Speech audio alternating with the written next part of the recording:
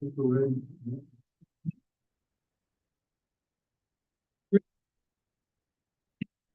we'll go ahead and call this council special session to order. It's Wednesday, January 10th. The time is 6 p.m. We have some discussion topics, and our first one is the discussion regarding current fiscal year police department budgets. So we'll go ahead and turn it over to John Walsh.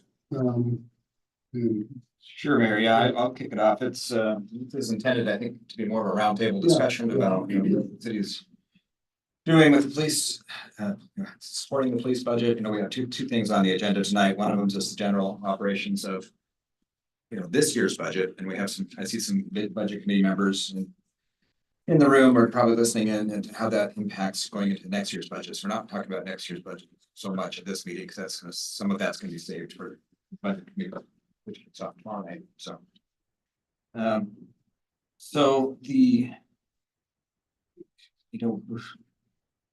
don't think there's anybody in the room that doesn't want to see more police officers, city's ability to fund more police officers, and the construction of the new police station. And there's been some pressures put on with Cascades leaving, with just kind of the tail out of some of this ARPA funding.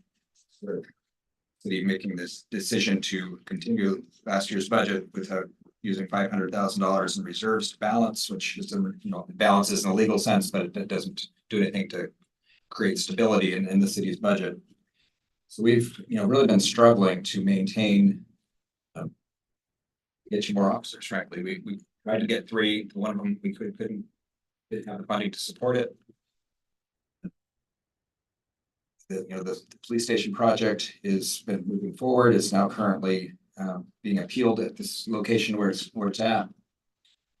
And we have a debt service payment for that facility. It's about $750,000 a year. It's a little bit over time. And those are funds that the city's going to need to pay. And we have about just short of $13 million in the bank that the bonds were sold.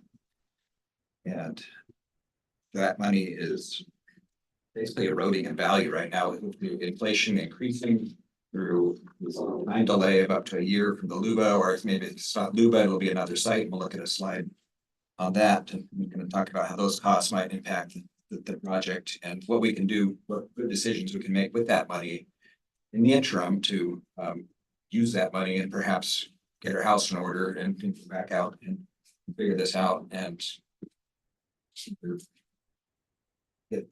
finish project, get the permitting, so how much it's going to cost, kind of the normal path of doing projects, get that budget. I don't know if there's specific things in the budget we want to go through. That was kind of what I was looking about generally here at this discussion. Well, I think that's a good opening. I think, myself, Brandon, Lieutenant Hogue, Cutright, and Gaston had a meeting about a month and a half ago. I would say it was close to that, right? Yeah. And, I again, always have been about the police station and building a new police station. We know that there are some constraints with the site right now. And, what came of that meeting, we were talking about staffing, we were talking about, trying to figure out 10-hour shifts, some 8-hour shifts to 12-hour shifts. This roundtable, like we're gonna do here today, a lot of different ideas, and, why it wouldn't work, why it would work. And then the scenario came up that, if we had our choice between officers or the police station, officers is where we're at. It sparked kind of an idea of taking the debt of the police station and selling it. It would not be putting it towards the waterfront. We'd be selling that debt to the waterfront redevelopment through the Urban Renewal Agency, which has projects already forecasted to absorb some, and if not all of that shortly. But it would eventually absorb all that. Because we'd still have to go into the urban renewal process and those big projects like the waterfront, like the Scranton Street that we're getting ready to do, like maybe sewer trunk lines in that urban renewal agency. We will have to pull loans for those. Right? Yes. Want to make sure, 'cause I'm not a financial wizard. So, So that, I was totally against that until that meeting that we had between us five upstairs. And, I thought, wow, that might be a brilliant idea, and moving forward, because we know that that doesn't bring the police station off the table, it doesn't bring the plans off the table, but it does, Brings the funding off the table. no. Because we as a council could adopt that funding, the $10 a fee, because we heard you needed it to be relieved. We could actually, with a little bit of wordsmithing, take that and implement that for public safety staffing. And then when we get the retirees, those positions backfilled, we know we have 4 different people retiring, right? We can, in 2 years from now, take that same $10 and re-wordsmith it and put it into a debt service for a police station. But that in itself is not gonna be enough to. Mayor, do you mind if we Yeah. give our presentation here? Yeah. I'm gonna pass around pictures of the current building, how it looks. And while those pictures are going around, I'm gonna read what I have prepared today. Good evening, my name is Brian Cutright. I'm coming to this meeting today to speak to you as St. Helens Police Association Vice President and as a citizen of St. Helens. I have been elected by my peers to serve as the Vice President of the St. Helens Police Association. I am here speaking on behalf of that association. I have been to numerous meetings with this city administration present. I have presented facts, statements, and concerns regarding the lack of funding provided to the police department. I have spoken numerous times regarding the current staffing crisis we face and staffing crisis that will only get worse over the next 11 months. As of right now, nothing has changed. We still face a staffing crisis. We still work countless hours of overtime. We still get burnt out. My first question today is why? Why have all these concerns regarding staffing issues fallen on deaf ears? Why has the city continuously ignored our cries for help? We continue to hear false promises from Mayor Scholl and John Walsh, the city administrator. We are told that help is coming. We are told that the city is going to reevaluate their spending to find creative ways to increase staffing. Well, it's now been 3 years since we first came to the city and warned them of impending retirements in 2024. We have yet to see them take any action to increase our staffing. We were told in 2021 that the city is dedicated to solving the staffing shortage. We were promised that in 2022, we could hire 2 officers. In 23, we were promised 2 officers. And in 24, we could hire 1 more officer. That means we were promised 5 additional officers since 2022. Since that time, we have hired 3 officers, or we've had 3 officers leave for other agencies, and we have hired 3 officers. Then we were told we couldn't hire the promised positions due to budget crisis. Simple math tells me that we're back to square one with no additional officers. Mayor Scholl states that the city has increased the police budget significantly since he took office here. Well, I've done my research too, Mayor. The increase in the police budget stands because we were given a pay increase to bring the police department into the 21st century of police work. We were given an increase to stop losing officers to other agencies. We were not given a budget increase to increase staffing. And I ask you here in this meeting, what percentage has every other department in the city seen over the same time period? The fact is, inflation is through the roof over the last 5 years and shows no signs of stopping. The increases are not solely on the police department, and the excuse that you've increased the police budget needs to stop. The city of St. Helens, which I've stated numerous times, has several luxuries we simply cannot afford. The city and the administration here need to figure out what is a bigger priority to its citizens. Do we need a waterfront project to continue while the city claims to be short on funds? Or do we need law enforcement to keep the citizens safe? It seems simple to me and my family who live here. Do we need to maintain library full-time, or do we need detectives to be able to investigate rape cases? I can tell you that right now, 1 detective we currently have received 4 new sexual assault cases from this last week alone. So it's time, Mayor, for you to tell the citizens which is more important to you. Stop making false promises of a safer city and start acting on it. We, the police association, and the citizens are tired of the constant lip service and the inaction of the city. It's time to deliver on these promises and make an effort to keep our city safe. After the last council meeting the association attended, Mayor Scholl asked us to meet with him, John Walsh, and Councilman Sundin.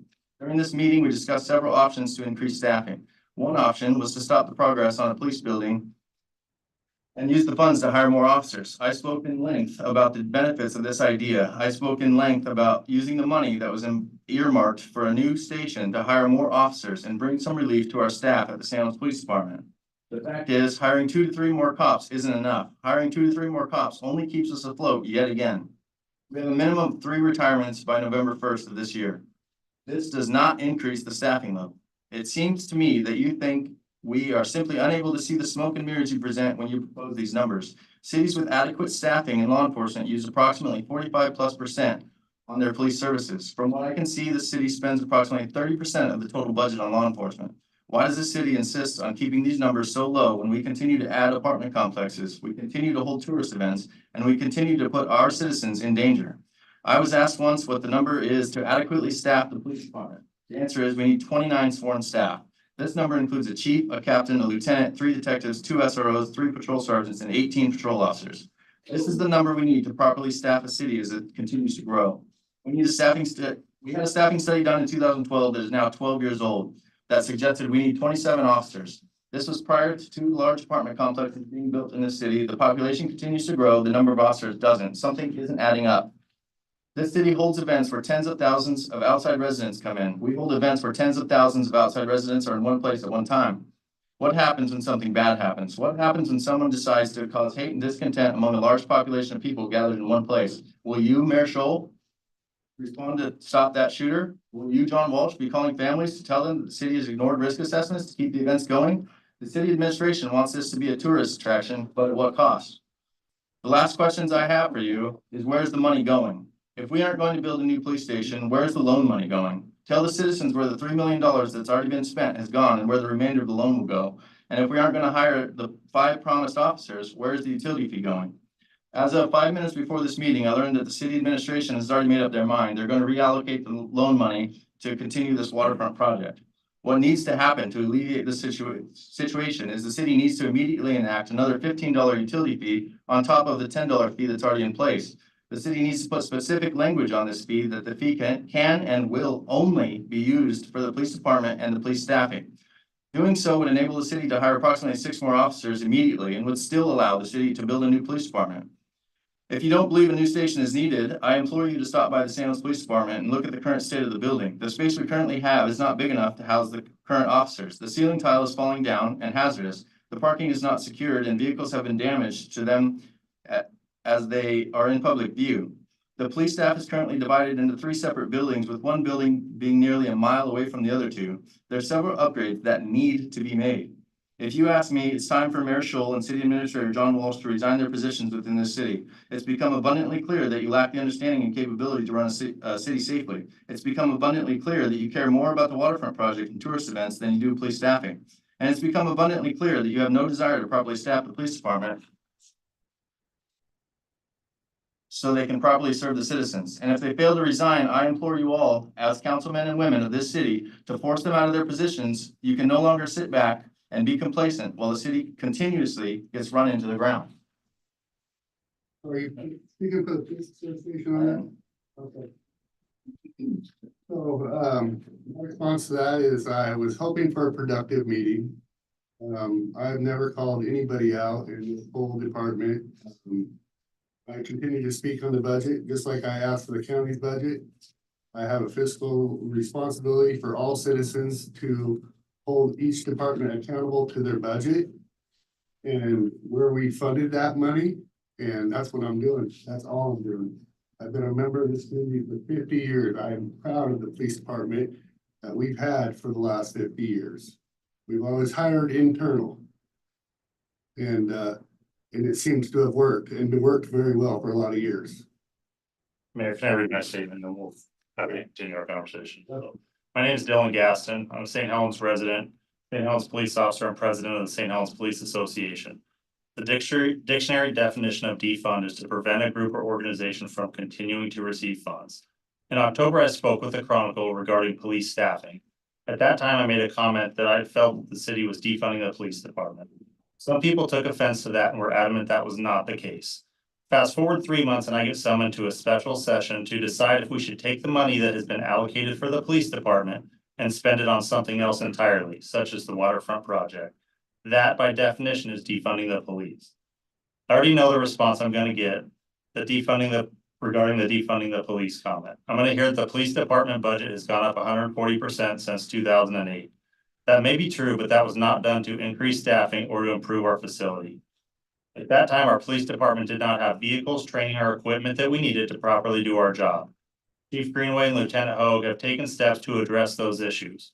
We now have modern body cameras, working vehicles, tasers, patrol rifles, modern in-vehicle computers, and are working on getting an up-to-date report writing program. These are necessities. If you feel that some of these should be cut from the budget, I would love to hear an explanation. I'm happy to go into details on our budget, but that's not really my place and not the main reason we're here. We're here to decide three things. Do we need a police station?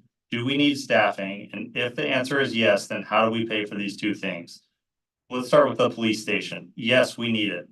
You've all debated the best way to fund that and discuss the location. But I believe you would have all agreed at some point that we do need a new station. Last week I was typing a police report and looked up to see a metal vent hanging out of the ceiling, looking like it could fall at any minute. I took a picture and sent it to 3 people. The first was Officer Cutright, and he said, "Oh yeah, you're in the report writing room." My wife was very unimpressed, to say the least. My lawyer was even less impressed and simply responded with, "I hope you're not on duty right now." He couldn't believe the current working conditions.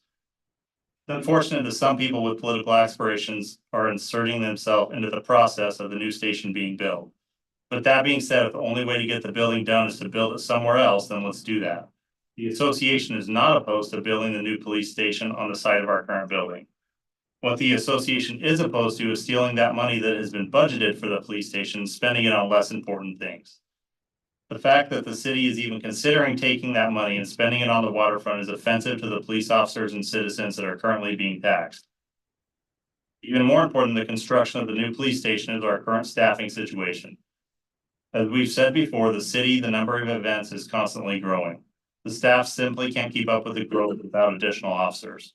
We currently have 21 sworn staff, while our goal is 29.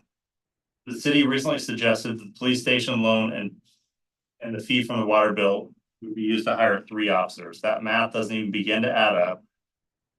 It was clearly a proposal to funnel money into other projects. It was then clarified that the offer from the city did not even include 3 additional officers, but simply meant they're willing to fill positions that already existed when the retirements do occur.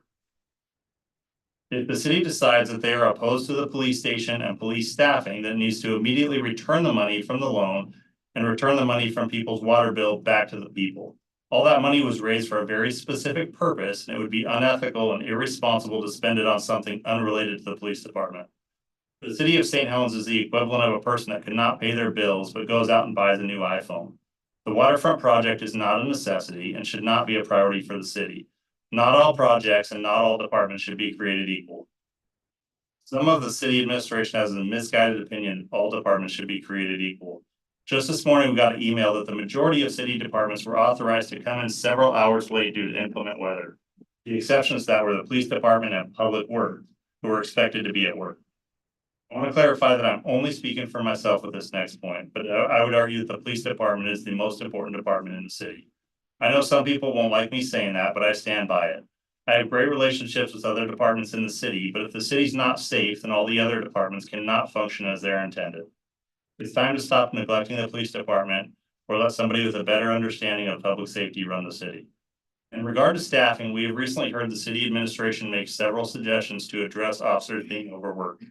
One suggestion was to change officers' work week from 4 to 5 days. Another suggestion was made to mandate officers being called back into work while maintaining current staffing levels. The idea that these suggestions should replace proper staffing is ridiculous. We're open to discuss any proposed modifications to our contract, but making the overworked officers work more is not the answer in itself. When there were 2 detectives, we could not begin to keep up with the work. We're down to 1. It's embarrassing the number of people that have been victimized only to have their reports sit in a pile and wait years to get investigated. Those are the lucky ones. Many of the victims in our city are never going to get their cases investigated and have their perpetrator brought to justice. I acknowledge that the city has let the budget get into a very bad place, so I understand what we're asking for. I understand the need for alternative funding due to the city miscalculating and mismanaging money over the last few years. One solution could be to raise the fee on the water bill from $10 to $25. I understand how much this is asking of our citizens, but we have limited options at this point. This would allow the city to build a police station as promised and to increase staffing. If council elects to go with this option, I would suggest wording that is very clearly defined so that the money will not be reallocated to other projects. Anything short of building a police station and increasing staffing is simply irresponsible on the part of the city. The library does not have to choose between books and librarians. E2C does not have to choose between a boat and a tram. Other departments get what they need to effectively do their job. Why should the police department be the exception? I realize that this decision is in your hands, but what I don't want is any kind of confusion as to where the police association stands. We need a station and we need people. Not in 2 years, not when the city has extra money, not when all the other projects are complete. We need those things right now. It's up to all of you to figure out the best way to do that, but I've given you one idea. But make no mistake about it, these are necessities. Our job as an association is to not make the decision, but I can guarantee one thing. We do feel it's our job to make it clear to residents of the city who support the police and who does not. Tonight's decision or failure to make a decision will be a clear indication where each of you stand in supporting the police. Tonight's decision will stick with each of you and be a part of your legacy regarding how you feel towards law enforcement.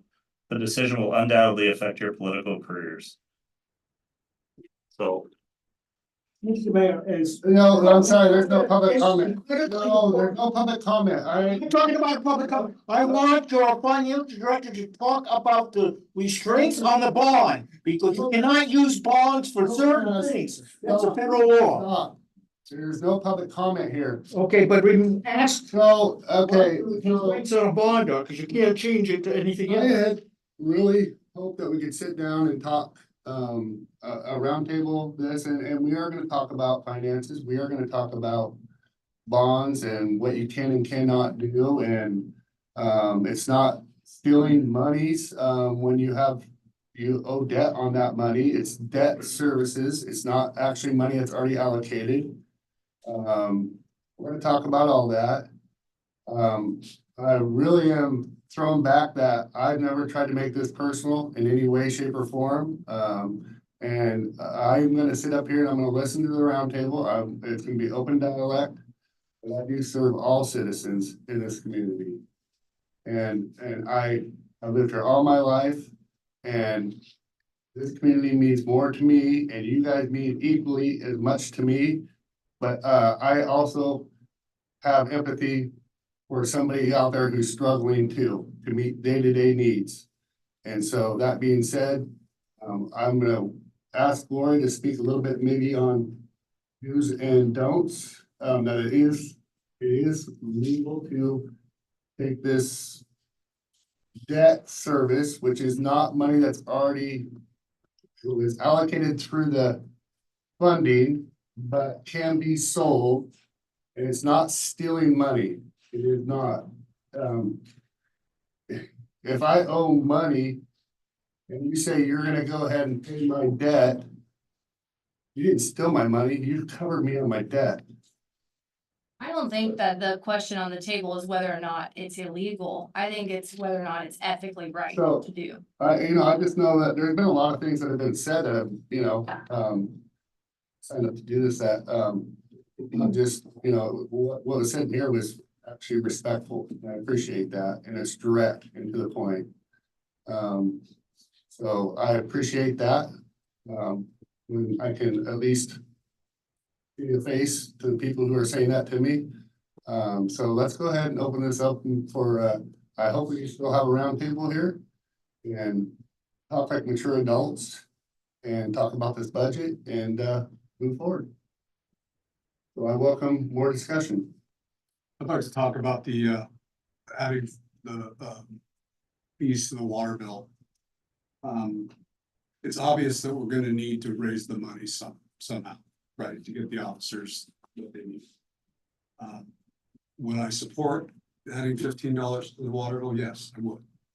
I don't think that's unreasonable. I think that covers everything. I think that's something we should really seriously take a look at.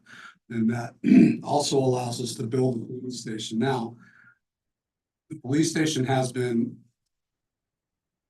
it's been a long time, and a lot of things have gone wrong with it from the get-go, right? But even if we have to spend a little more to make modifications and put it somewhere where everybody may not be happy with the location, but the station gets built, I think we should support that. I was fine with where it was cited. I don't think it's in a floodplain. I think all the risk was mitigated. I think everything was fine where it was gonna be placed. But then now we're looking at an appeal with Luba. That's more money out the window if if they don't agree and they see that, okay, you're in floodplain and it's a critical access facility and it needs to be located somewhere else.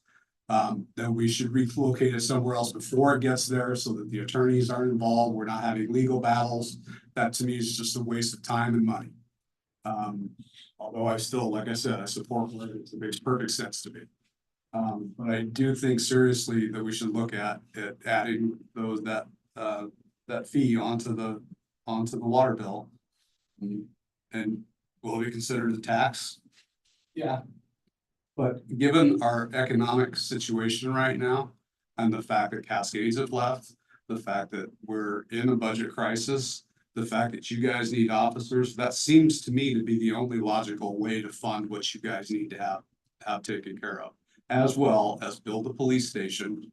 And as far as the waterfront goes, that is part of the urban renewal project, correct? So really, that's separate. So we're not, that's kind of misinformation that's been going around, that we're taking all this money and we're building it, the waterfront thing. It's been redesigned with the money that we have, that we can use. And it's gone down to bare bones to where we're building the waterfront, not the way we wanted it to, because the cost came way over estimates. And so we restructured it. So what's going to happen is it's going to be still built, but it's not the funding. The funding is different than what would fund the police station. There is the difference between allocating some of that money from the police station into that. I don't agree with that. I think we should build a police station wherever that's going to be. Probably going to cost us a little more. It's probably not going to make us look great, but I do support the tax on the water. But that's the concern, right? The reallocating of the police loan. The loan that was. Then you don't get your station. Yeah, and the loan was obtained for a department. It's not to be reallocated to a waterfront. But I think and correct me if I'm wrong, John, that was a vehicle to be able to put it in there to get you money for the officers without having to put the payment onto the taxpayers. So We understand that. right, but I don't, go ahead. Yeah, we're not arguing that point, but the fact that it's taken the city 3 years or 2 years or however long it's been to get a building started is not our fault. And it's not the citizens' fault. Agreed. It's the city's fault. Agreed. And so you shouldn't be now saying, okay, we're gonna give up and reallocate this money to the waterfront. You should be finding other solutions. The city owns several plots of land that would be viable for a police station. There's the Millard Hospital property the city owns. There's where our current station that the city owns. We have all this property that honestly we shouldn't have. We should be selling it because we're poor, right? That's the city's argument, is we're poor. I hope you heard what I said, that I'm supporting. I know you're supporting. I'm supporting adding the piece of the water. Yes, absolutely. And I'm not saying anything against you. It's just that the city continues to say, we're not stealing money or we're not taking money away. You are. The loan is going away. The loan that was obtained for a police department is now being talked about as reallocated to a waterfront project. And the city cannot afford a waterfront project. Stop the waterfront project. We don't need it. The urban renewal funds that are funding that project right now are still gonna fund that project. That's fine. Without rolling the police station funding into it, correct? Yeah, that's correct. The purpose for considering the reallocation was to preserve the value of this money, because it's sitting there, $13 million. And it's just going down in value. Inflation's eating it on one end, interest payments we're making on the other end. It's just getting a smaller, less valuable asset all of the time. And this is, getting that money to use in projects that are under construction today helps us borrow less money on those projects, and they're separate streams of money. They're separate agencies. So it's tended to be a good thing, so that when we get the site nailed down, get the design, get the bids, have the funding, we go back and do the same thing we did the first time and get out and what the costs are, we get another loan or bonds to do So the it. bare minimum, though, it would significantly delay the police department, and it would have a lot less certainty than it does now, as far as I it. think it's inevitably delayed at this point, and no matter what, on the construction. either the LUBA or site redesign. Where we're gonna build it, we have a pretty good design. I think there's a lot of salvage in the existing building that can be picked up and modified and put in other locations in the city. But there's still the civil work that goes around that, and there's some design work. Right, so we should be working towards that already, like we should be working toward that now. And we've done some of that test fitting to see where else, other sites it might fit. But what kind of a delay are you expecting? If we were to recite it, Realistically, a year. At least. that to me is pretty reasonable, given the circumstances. So it'd be a year delay on a building, but enacting the $15 additional fee would be an instant thing for our police department. We could instantly hire officers.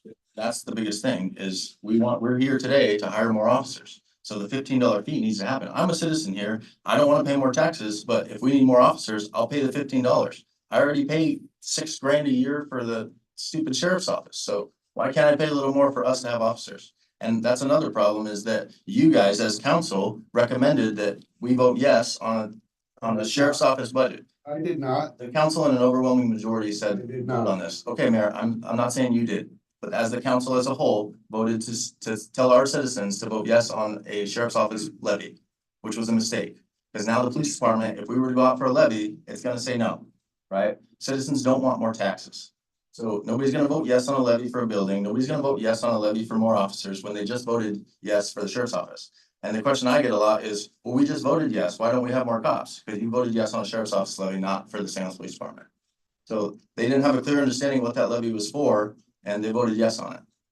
So, And again, I'll come back to, and I'm gonna speak out against on our budget, that it was not 2008, it was 2017.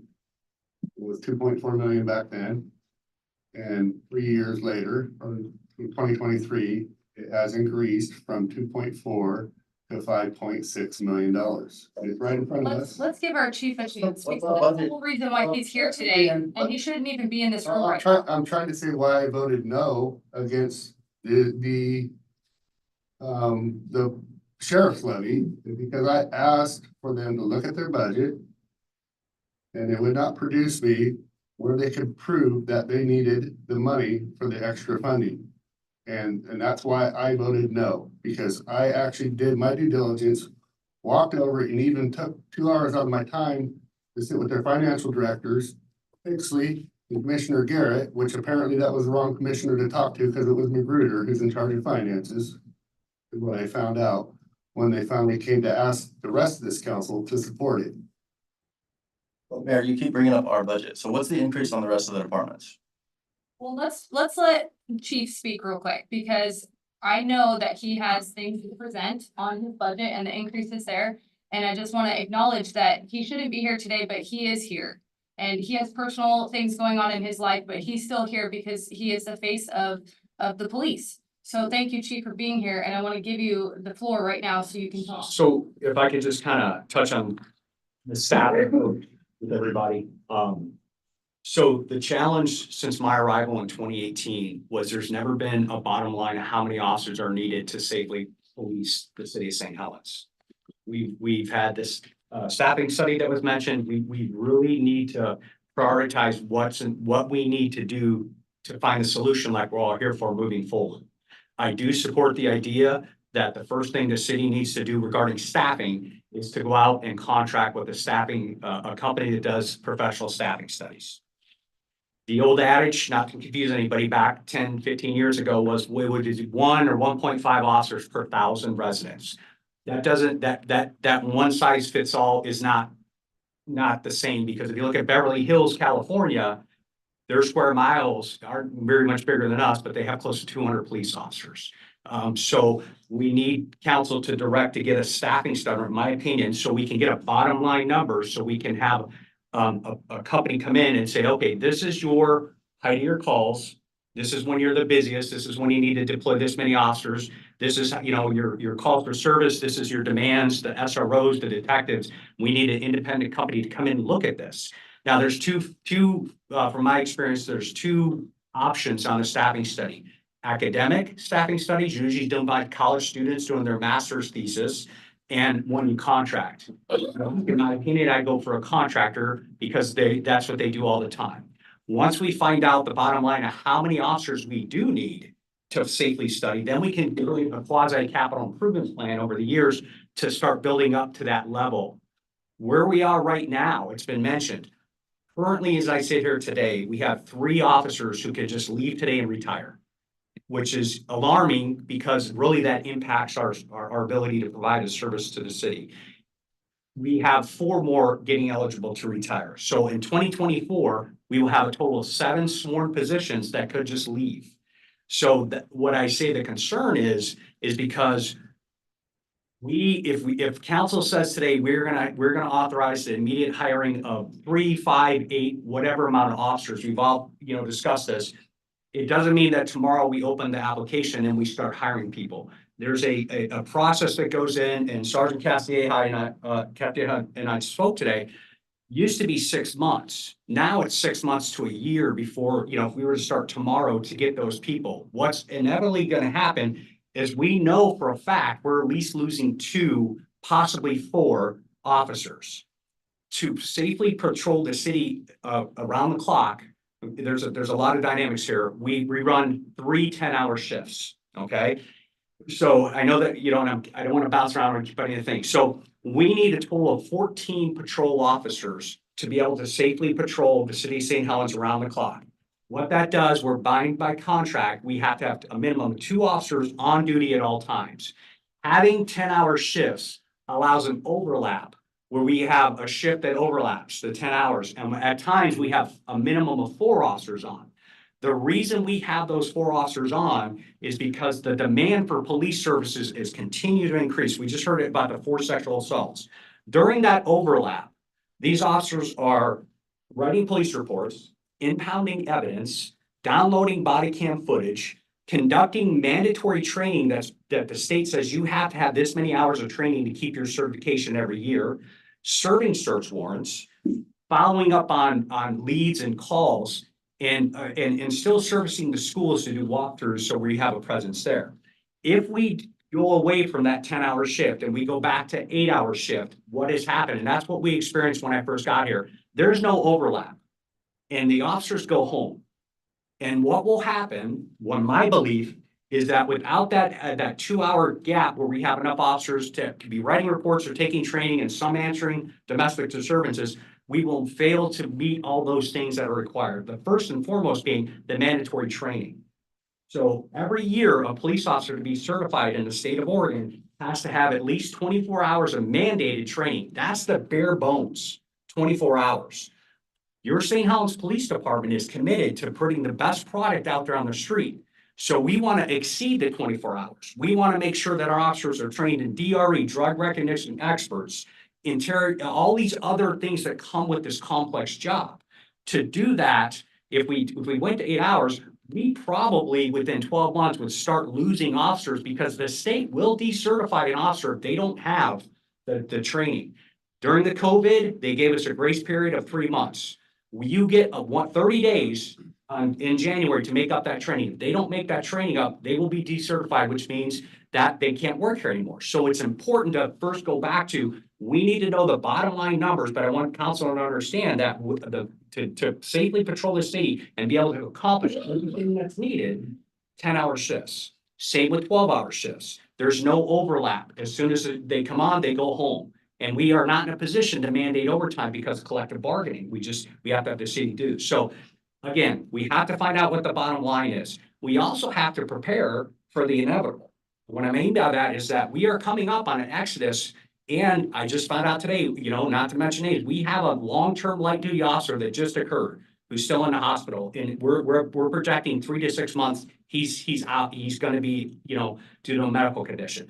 That taps into our ability, and it adds to our overtime and, to staff around the clock. Sergeant Castilleja, he's got a lot on his plate. Lieutenant Hogue, I'm waiting for a outer ballistic vest. We are out there. I am not out there. I'm out there doing surveillance when there's search warrants and passing on information. But these, we're doing everything we can to make sure that we sustain 24-hour, 10-hour shifts. The problem is we're going to reach the point where we just don't have enough. And we're gonna have to modify that and go back to 2 shifts of 10 hours. Now, there's some benefits to doing that. If we didn't run 24 hours, the sheriff's office just did this, is that we would then we could lower the number, for a short-term solution, that we don't need 29 officers, we have a lower number, and we're able to do the same level of service. Officers would just be called out from their house to respond to emergency calls. Met with Sheriff Pixley. He agreed that he would triage the call, but the sheriff also has 2 deputies on. He cannot cover the entire 55,000 residents in the county. So he would respond to one of our calls, and then he would hold it until we got called out. Make no mistake, our city is very busy, very busy. If you look at the paper that Crystal puts out, you will see arrest after arrest after arrest. I'm not gonna sit here and say, oh, they're, we do a great job. That's evident by the work they do. But again, bringing it back, we need a staffing study complete to know what we need so we can go from there. And then we start making those decisions. And that's just on staffing. I just want council to understand. And now Mr. Walsh is aware. He's going to work with the union and the city to get call out language so we're able to call these officers out. But it also go back to our budget, and Mayor Shaw, you mentioned at this last meeting about the enterprise, the enterprise leasing being expensive and everything. Yeah, many. Right, understandable. On October 17th of 2018, Enterprise showed up here at City Council. Now, you were the only council person left and gave a presentation to the council at that time, outlining and explaining this is the benefit of leasing cars compared to purchasing them. In the most elementary way, and we could take this offline at another, or even have Enterprise come back, they volunteered to explain this, is that to purchase a police car right now with inflation, $70,000 to go purchase one through the state bid process. Then we have to outfit that police car, which is another $23,000 to $25,000 worth of safety equipment, cages, radio mounts, everything, rifle mounts that goes in that police car. We then own that police car. And what that means is that we are responsible for the maintenance after the 3-year, 36,000 mile warranty. We're responsible to ensure that vehicle stays on the road. What occurs in police work is that police officers on a daily basis patrol our city, and they accelerate, they brake hard, they do U-turns. Those cars are put through their paces. It's not a regular commuter car that we enjoy every day. So what happens is that doing the lease program, we're able to actually save this taxpayers money. And I don't want to get in front of myself. The lease program is a project, if you will. It's not, I know it's easy to say, okay, well, we're spending this amount of money now, and it's a lot of money for cars when we're just turning them in 3 years from now. When I first got here, the police department had 12 vehicles, 7 patrol cars for 18 officers. Out of those 7 patrol cars, 1 was a K9 vehicle, 1 was an SRO vehicle. So we were down to 5 patrol cars for those 14, those officers. It was cumbersome. And what I'm being told by the officers who were here, out of those 5 cars, they were so old and outdated that 2 at a time were usually in the shop and costing an enormous amount of money. So that's, in kind of a shortened version of why we go to leasing. Now, this program is expensive up front. When, the initial cost, when you look at it, go, wow, $220,000, that's a lot. But when we lease a vehicle, we drive it for 4 years, then it's taken and sold back. That money, after they can take a small fee, is given back to the police department to buy another vehicle. So if we were to say, okay, what are we gonna do to reduce our costs on the lease vehicles? We have a couple options. One, we continue with the program. And what it does with the leasing, what it affords these men and women in this room and these families that I made a promise to them, is that I will give them every piece of equipment to keep them safe. We didn't have backup cameras on the cars when I first got here. So when we buy a car, every year safety and technology advances, and we are stuck with this whatever year car, while all these, whether it's side passenger airbags or it's anti-braking system, we miss that opportunity. By leasing cars, we're able to keep up in the modern times. Whatever comes down 2 years from now, I don't know, AI something, but breaking those, now we have those vehicles, and it makes keeps the officers safe. And truthfully, the motto is this: if we can't arrive, we can't assist. And I found out today, prior to me getting here, there was a time an officer was going to the car and the power steering pump went out. And he was such a younger officer, he thought that, we're, not us older folks understand what it's like not driving power steering or power brakes. So you gotta, so that's the downfall. We have to come out of pocket. So we have a couple things on the leasing vehicle. I am in favor of it because it keeps our officers safe. It also adds to, ensuring they can arrive to this, to the scene. It brings a level of professionalism to our police department. I think, yes, we do have nice cars, but they're not a luxury. They're bare bones cars that are there to keep those officers safe. We have bullet resistant doors on the cars. A lot of our citizens don't know that. I think that's worth everybody in this room who wears a badge. We should afford every opportunity to ensure they go home after, every shift. So is there an upfront cost? Sure, there is that thing, but as it pays for itself, what it is that we get those cars sold, it starts going back into the account and everything. So another couple things about leasing the cars. Enterprise is nationwide. They're able to get us what we need. Case in point, we have a Dodge Charger in our fleet right now. Dodge stopped making Chargers. So we have the equipment right now in our Dodge Charger that needs to go into another Dodge Charger. So Enterprise was able to locate a Dodge Charger out of the state of Georgia and get that to us, saving the taxpayers an extra $10,000 to $13,000 to be able to just change that equipment over instead of going and buying it outright. So moving forward, the budget committee and the council's got to make a decision. We all agree we need cars for these officers to get to the thing. So do we continue with the lease program? Do we buy the lease vehicles and then just inherit the maintenance? Or do we turn all the cars in and purchase new cars and now we go back to owning them? I wish it was that simplistic, but there's a lot more logistics involved in it along those lines. So I'm kind of, go ahead, Mayor. A hypothetical for me, Yes, sir. by the way, in a meeting that I brought up, and I didn't think it would be brought back like that, but my question of the budget is, and I agree 100% with everything you said, 100%. We had, in 2017, we had 16 officers, we had one records keeper, we had one person up front. Basically, essentially, we have another records keeper, the code enforcement, and we have 4 more officers. And we're spending 3.2 million, because I took 0.2 away because of the officer you didn't get this year, by the way. It should be 3.4.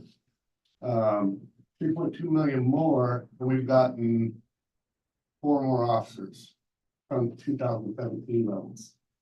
And we're spending, and a records keeper and a code enforcement. And we're actually, the city itself and the budget has gone up 3.2 million. Now, that is correct. Those are not, I mean, I'm just looking at the budgets, people. Don't shoot the messenger.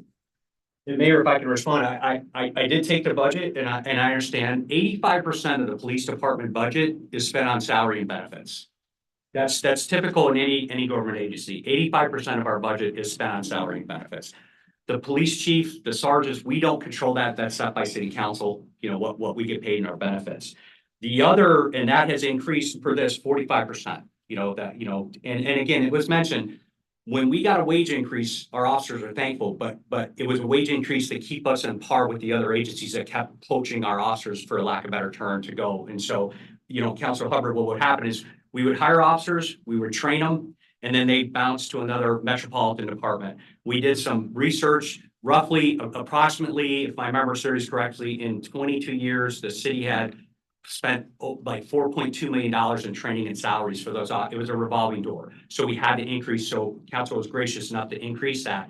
But again, it just keeps us on par with the other agencies. So the material and services, the stuff that I control as the chief, what we have is that we have a couple things. We have very stringent safeguards in place to ensure our money we're accountable to our taxpayers. And I'll use 2 examples. If Officer Cutright comes and says, I ripped my pants, I need a new pair of pants. Pants are $80. Officer Cutright has to come to the chief and show me a hole in the pants. Now, I know that's extreme, okay, but at the end of the day, I'm in charge of this budget. And I'm the one who has to answer as council, and I don't want frivolous spending. So we have put systems in place. Our supervisors have credit cards now, but they have a limit of $500 emergency spends. And so if we have a victim of a domestic violence that needs a emergency hotel in inclement weather of today, sometimes we have to, we do the right thing. They have that ability. they still, after they use the credit card, has to send me a justification outlining why, and anything over $500 that needs my It is approval. allowable, Right, but we treat all our employees, why we call 2-hour late starts, because we want people. Understandable, Mayor. So the material and services that we have, I did identify 3 major increases. One of the challenges in our budget, at nobody's fault, is in the last 2 years, we've had 3 finance directors.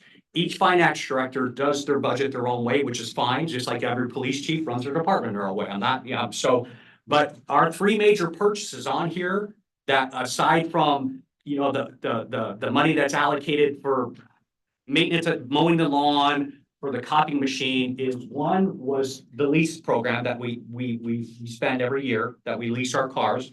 2 was the body worn cameras, okay? And the reason the expenses went up on the body worn cameras to $28,000 a year is that when the police department first got body worn cameras, they were the first version. Now we're on body worn camera 3. And I can tell you that the men and women in this police department, and including myself, when I start working the road, I want a body worn camera. It protects the officers and it shows the truth. So they are ingrained. But the challenge with body worn cameras is we have to store all that footage. That's not free. I'm not a computer person of gigabytes and terabytes, but I think the term used today was terabyte, which is one of the highest. We have to pay that. And we cannot just keep it for a day or two. We have to archive that forever sometimes. So again, goes back to the shift where the officers need that allotted time. On top of that, ability to archive that footage, Axon body cameras also allows officers to take a still picture at the evidence scene, and is able to upload that and house that information. That saves money to the taxpayers, so we don't have to hire a crime scene investigator that you see on TV. Also, we have modern technology. I just want to share this real quick. We have an APLR, automatic plate reader, license plate reader. That right now is assigned to our DUI officer, and also an in-car camera, because that individual stops a lot of drunks. So the money that we spend we can account for it and justify it. And the other expense is the $80,000 for the report writing system, where again, we need to have some kind of system that archives our reports. So when we go to court or there's any type of civil lawsuit, we can bring that forward. This system is able to network with the sheriff's office. This is a system that the city of Scappoose withdrew at the last minute. So it's able to, We wouldn't have to have this overlap as much in writing reports, Chief. So, and you've explained, You still need the overlap for the writing of the report. okay, but it wouldn't be, it takes away from a lot of the work. Is that why? No, you still have to enter the information. What it does is it seamlessly integrates Over, all of the work from the point of arrest okay. to the point of submission of the. And that's not what, I just wanted to ask questions. We've Yes, sir. never brought this to the public. And I asked this from the county. And, if we can save 20 grand in there, that's part of 20 grand closer to one position, which is $190,000. What we spend on officers. We did have to pick up extra money, Mayor. As we know, the city of Scappoose had agreed, and then they withdrew, and the sheriff's office and us, continued. And I would tell you, my meeting with Sheriff Pixley a couple weeks ago, something I learned, the Columbia County Sheriff's Office just transitioned to enterprise leasing program. And I asked her, they used to buy their vehicles outright like we did. It was too expensive, too cumbersome, and so they now, because it's cheaper in the long run, they now. When I asked that, I was never indicating that there was money being misplaced, but I said, let's look at it, because we know in government spending through the budget committee process that we look at and see where we can cut and make adjustments. 100%, understandable. Right, I just want to express to council. Utility building, we got a bunch of flack for that. We went to sending it to Seattle to have it mailed out because it saved us money. That's why you have a Seattle address. Because we went that, this is something administratively we did. For example, that's one example that I'm asking you, is there room in your budget for that type of stuff? To make cuts, right, yeah, understandable to save money. I will tell you that yes and no. There's a lot of decisions that have to be made by city council as far as staffing, because we have to prepare the budget. So if we're gonna hire new officers, we have to earmark money for their equipment, their new hire equipment. But what that money we save is then eaten up something that our firearms instructor, and I want the public to know, we have the best firearms instructor probably in the state of Oregon, you know, and give our officers top-notch training, not just qualifications, but training. Due to the wars going on in Gaza and Ukraine, ammunition prices have skyrocketed, and it's very difficult to get a hold of ammunition. And we need that ammunition to reduce the liability, you know, of officers, you know, God forbid something happens and they're not qualified, or, you know, there's somebody that's injured that should have been injured. So we put a lot of emphasis on training. Our training budget, one of the challenges with training in the St. Helens Police Department, we do have a pretty robust professional development. It's not that we have to go to conferences to sit around, you know, that we've all experienced, but because of our rural location, all of our officers have to travel outside the county to get certain types of training. They don't come to us. We have to, whether it's airfare going to, and it's not just one or two officer or one officer, it's one or two officers that go to this training, but it all comes back to us tenfold as far as the product we put on the street, as far as training. So, you know, from the ammunition, fuel's another one. We went through a price where fuel is through the roof. We have to adjust for that. We don't know. You know, I'm not a financial wizard. I don't know what the interest rate, how that's going and everything, but that all plays into what we play. But Mayor, your message and council and the citizens have been heard. We trim our budget and at the end of the year, and Gloria's waiting to get our end of the year budget. So any money we don't spend, you know, we roll it over. But there are areas that we do try to look at it. If Sergeant Treat has an ability to buy, you know, rifle ammunition at a deep, you know, we're going to buy it now at a cheaper rate to save it for the taxpayers later. So we're not taking this as we're being attacked. This is absolutely 100% transparency to our community, to our council, to the residents, that every little bit, and we have safeguards in our budget, and we can justify every bit of spending. And that what we don't spend, we're not frivolously spending anywhere. We've cut our awards banquet.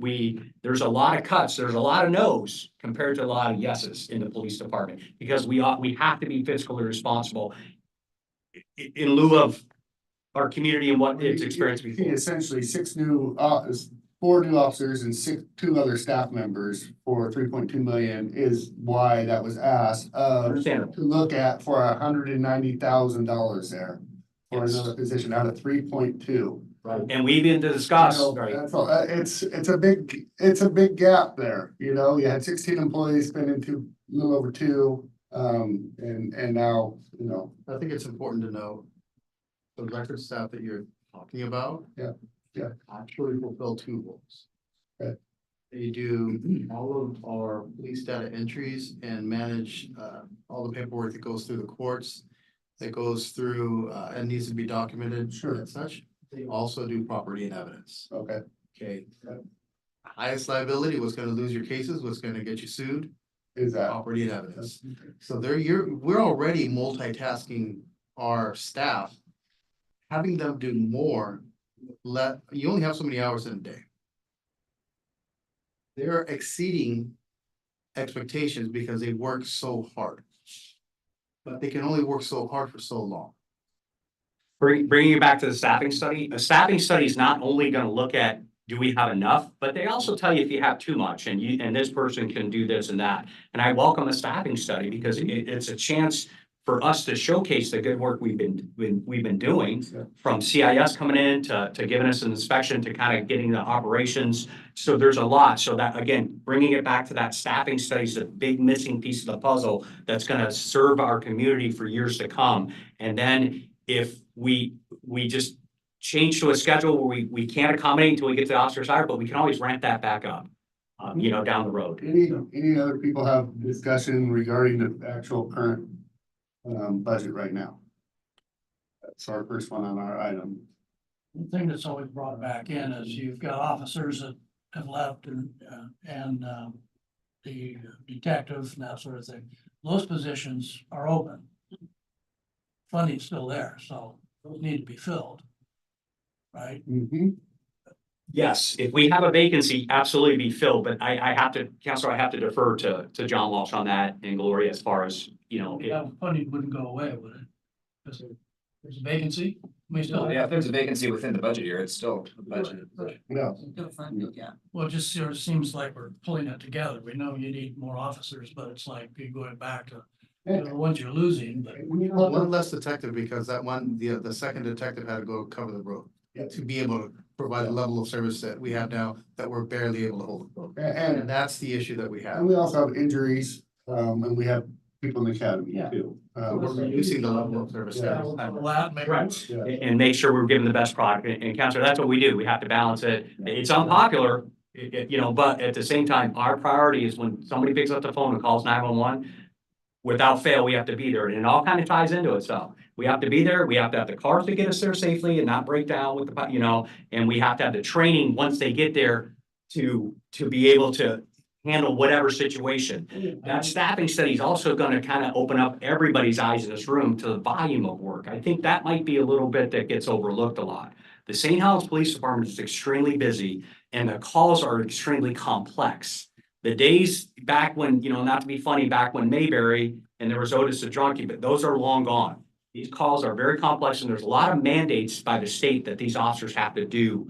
And so, and also to keep them safe, we have a policy, that a lot of these calls, if not almost all of them, require a minimum of 2 officers respond.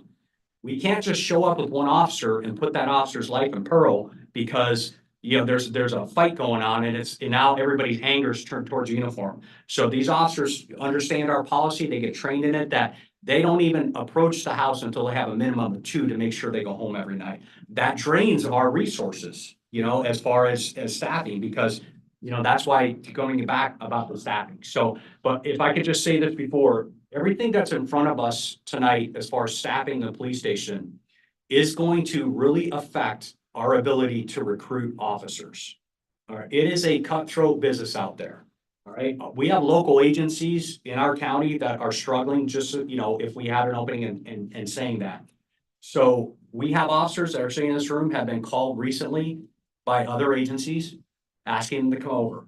And so my whole thing, and I'm not trying to be facetious, but we, as a leadership and as citizens, we have to ask ourselves, why would a police applicant come to St. Helens? Why? And not trying to be, Why not? well, you say why not, Yeah. but the police applicants say why. Well, so. Again, I'm not trying to get philosophy, sir. I'm Okay, just- on that note, we'll talk about this, what they're doing in Washington, because of, this is a nationwide, this isn't a St. Helens deal. This is a nationwide, that they've actually opened up a training facility in Vancouver in hopes that they can get more people going to an academy so they can get more officers and recruit them. I talked to Lieutenant about, we used to have the reserve. And it worked. It did work. I know that there are some liabilities, but at least gave an opportunity for us to vet some people that might have the potential to do that. Kind of going off budget, but you talked about that issue, but it's also not just a St. Helens issue. 100%, it's cross nation. And I love this community and I would ask, why not St. Helens? I think there's a culture change going on in the US right now as far as policing and supporting policing. And I think we're all, understanding of that. Yeah. But I think why St. Helens is because we back our police. And if we don't keep that momentum and keep that culture in St. Helens, then they won't choose St. Helens. And that's what our citizens expect, because our citizens also back our police. That's where The culture only goes so far. So if we don't have benefits for somebody from Portland or Beaverton or Hillsborough to come work out here, they're not gonna come work out here. If we stop getting new cars, if we don't have a new building, if we don't have space, if we don't have. That's part of back in the police though. Yeah. But if we're not making enough money, which is the reasons that people left in the past, one of the solutions was go to 8-hour schedules. If we go to 8-hour schedules, there's at least 5 of us in this room that are gonna be gone the next day. We're not working 8-hour schedules. I'm not working 5 days a week, every week for 8 hours. So that's off the table, and that's going back 15 years in police work. Made that clear and you explained that too. Yeah. So we talked about that, yeah. when you say why St. Helens, we're not saying that it's not gonna get better. We're hoping that the council and the mayor will continue the work on the police department, because if you want more officers in our current station, they can't fit. There's nowhere to put them. We have 3 computers to type on right now, for the full shift. So when you got 4 officers working a shift and only 3 computers to type, you can't do your reports. There's no space. And our ceiling's falling down. You saw the pictures. There's a vent about to fall on your head. Absolutely. Building is I've always been an advocate of new police stations. I can expand on that. Different things are important to different applicants, right? So if we get a great applicant and their most important thing is to work in a modern facility with, you know, a great building for training and, you know, room for defensive tactics and all that, then we're probably not gonna be the choice. You know, if we get an applicant that their dream is to be a criminal detective, right? And they look at St. Helens and we have one, and it's, you know, hey, Detective Smith's in there, he does a great job and he's gonna be around for a while, that's not gonna be open for a while. That may not be their fit, right? But I mean, if we expand staffing and we have 3, and I mean, maybe this is, so if we have modern buildings and we have those specialties and we have staffing, I mean, that's all gonna make the agency more appealing. And to expand on what Counselor Hubbard is asking about replacing people as they leave. Typically in the past we do, and you know, if there's money allocated for that spot, then we'll replace it. But I think the challenge is kind of the timeline for that, right? So if you know, open a vacancy and it takes, you know, 6, 9 months or whatever to complete backgrounds and interviews and everything and get them hired. And then from that point, it's, you know, they can't go to the academy for 6 months because it's full. And then so they're not gonna be helping your schedule or replacing the person that left on the schedule for a year and a half, 2 years at the best. So I mean, that we touched on the challenges of replacing those spots a little bit, but that's a challenge. So right now, when we're, you know, 9 months out from retirements, like even if we were to hire immediately, like there's gonna be a huge gap there that. Seems like you should be on it. Well, they have to replace it when they're hired, but they all have to go through academy? Yeah, the majority, there's lateral officers who are already certified. That if they started, we put them through a robust field training program and you know, and that would be shorter. But what we're seeing is the applicant pool, they come in, you know, we have to get them to the State Police Academy. There was a 6-month delay. I think it's down to 4, maybe 3 months now. And then they spend 16 weeks down there once they graduate. And again, the caveat, if they graduate, then they come back to us and then they start their field program where they then take everything they learned and they put it into action. And a lot of times they work. On average, 1 out of every 3 applicants doesn't make it in St. Helens. Counselor Chilton had mentioned that the other day about how we have a high standard. I am not going to lower our standards because our citizens deserve only the best. Because when you lower your standards on how you're hiring, you're going to see your lawsuits go. They're going to increase, and you're going to see problems in your police department. And we don't want that. And plus, and Mayor Show actually told me when I first started here, not everybody's a fit for this city. Not every police officer. They got to have that understanding of small town policing and community policing and everything. So, you know, that we have to get the right person into the job. So it's a challenge, Counselor. It really is. But Officer Gaston mentioned that we should have, in full disclosure, been hiring months ago to prepare for this exodus that's coming up to ensure we had a seamless transition. Yeah, it seems like more, you need to, You need to overhire. well, overhire, I mean, they hire all the time, definitely not your caliber, but you know, still hiring, and then you gotta expand your circles. To get that officer to come to work right away, or within your budget there, they're required. Bring one up from the ground up to get up to speed, and one guy's not gonna make it.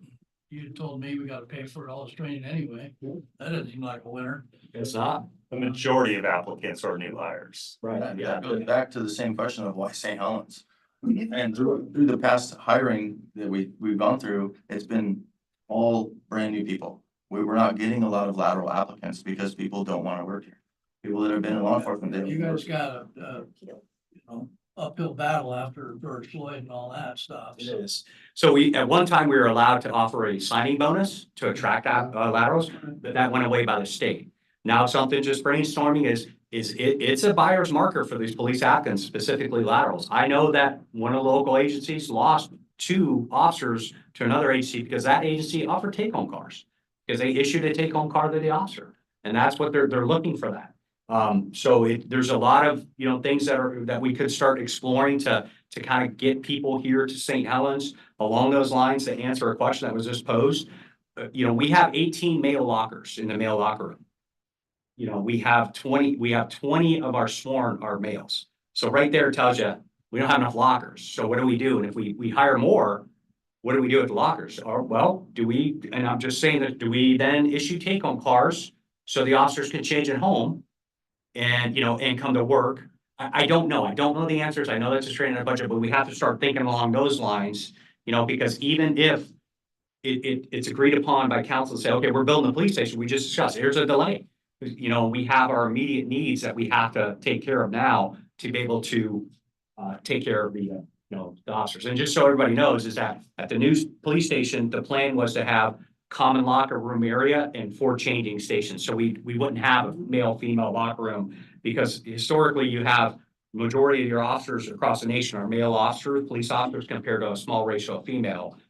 So, instead of just having a locker room with 20 female lockers and only 2 or 3 being used and the rest of them vacant, we'll just have a common area for lockers and then have changing I think stations. that's a great So, segue into the next part of our discussion. sorry. No, perfect. No, it was perfect because you were talking about the new police station. Okay, and I've always been an advocate of the new police station. I'm one of the biggest advocates. I went to Chief Moss back in the day and talked to him, and he said, don't even try.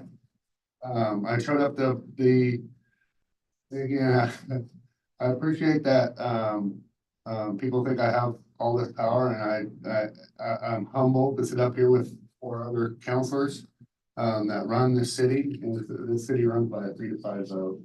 That's just the bottom line. I didn't not get assigned that, in support of letter, even with my no vote for the county in the levy. I signed it because it was a 4 to 5 vote, and I stand with the others. When the vote is taken, we move forward, because it is, each and every one of us are representing citizens of Columbia County, all citizens. So, but segueing into that is that, third time I showed up, he said, man, I'm glad to see an active mayor here. I still thank you, Terry. That makes a difference. So I sat in on the meetings also, Chief, random, with you and the consultant that we hired, the project manager, David is his name? I think. Yes. And have went through this whole process. I love the police station. I love the design that's been drawn up. I think I spoke 3 or 4 years ago at a budget committee meeting, and I said, we don't really need a Taj Mahal, meaning we don't need the council chambers, we don't need all this, because what the school district was going through at that time. And because I knew Mr. Amos and talking to him about that. And so I did speak very loud and clearly that $22 million was not our price range at that point in time. And unfortunately, we went ahead with the design for that. And we found out the cost was way expensive, so we did have to regroup and we did have to go back to our design consultants and say, that isn't gonna work and we need to shrink it down. And because we are fiscally responsible, and really it's on the record, you can watch me state it. I've always been an advocate of this, and I wanna talk about the funding. Again, it comes back to the funding.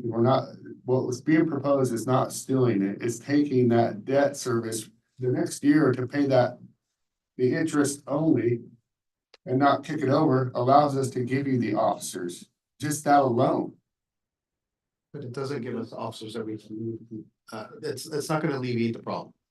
But It appears that it would be, oh, that money will just go in and fill up the officer positions, but it doesn't. A new officer from this point to when they're hit on the ground running, about 20 to 22 months. okay, So that's almost 2 years away. So saying that we're gonna take this money and move it from a building and put it towards people, it sounds really good. And it feels really good. In practice, those 3 positions are still, if we're lucky and we hire, because there have been boards where we hire nobody, because there are no qualified applicants. When you look at the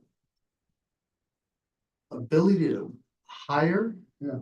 train, and get them on the ground, it seems like a good idea to just move money around and fill those positions. In reality, doesn't work as easy as you would hope. And now what I'm hearing is if I take all of the emotion out of it and I take all of my thoughts and feelings out of it, and you say, okay, we have funds that were earmarked for a police department. We designed a police department.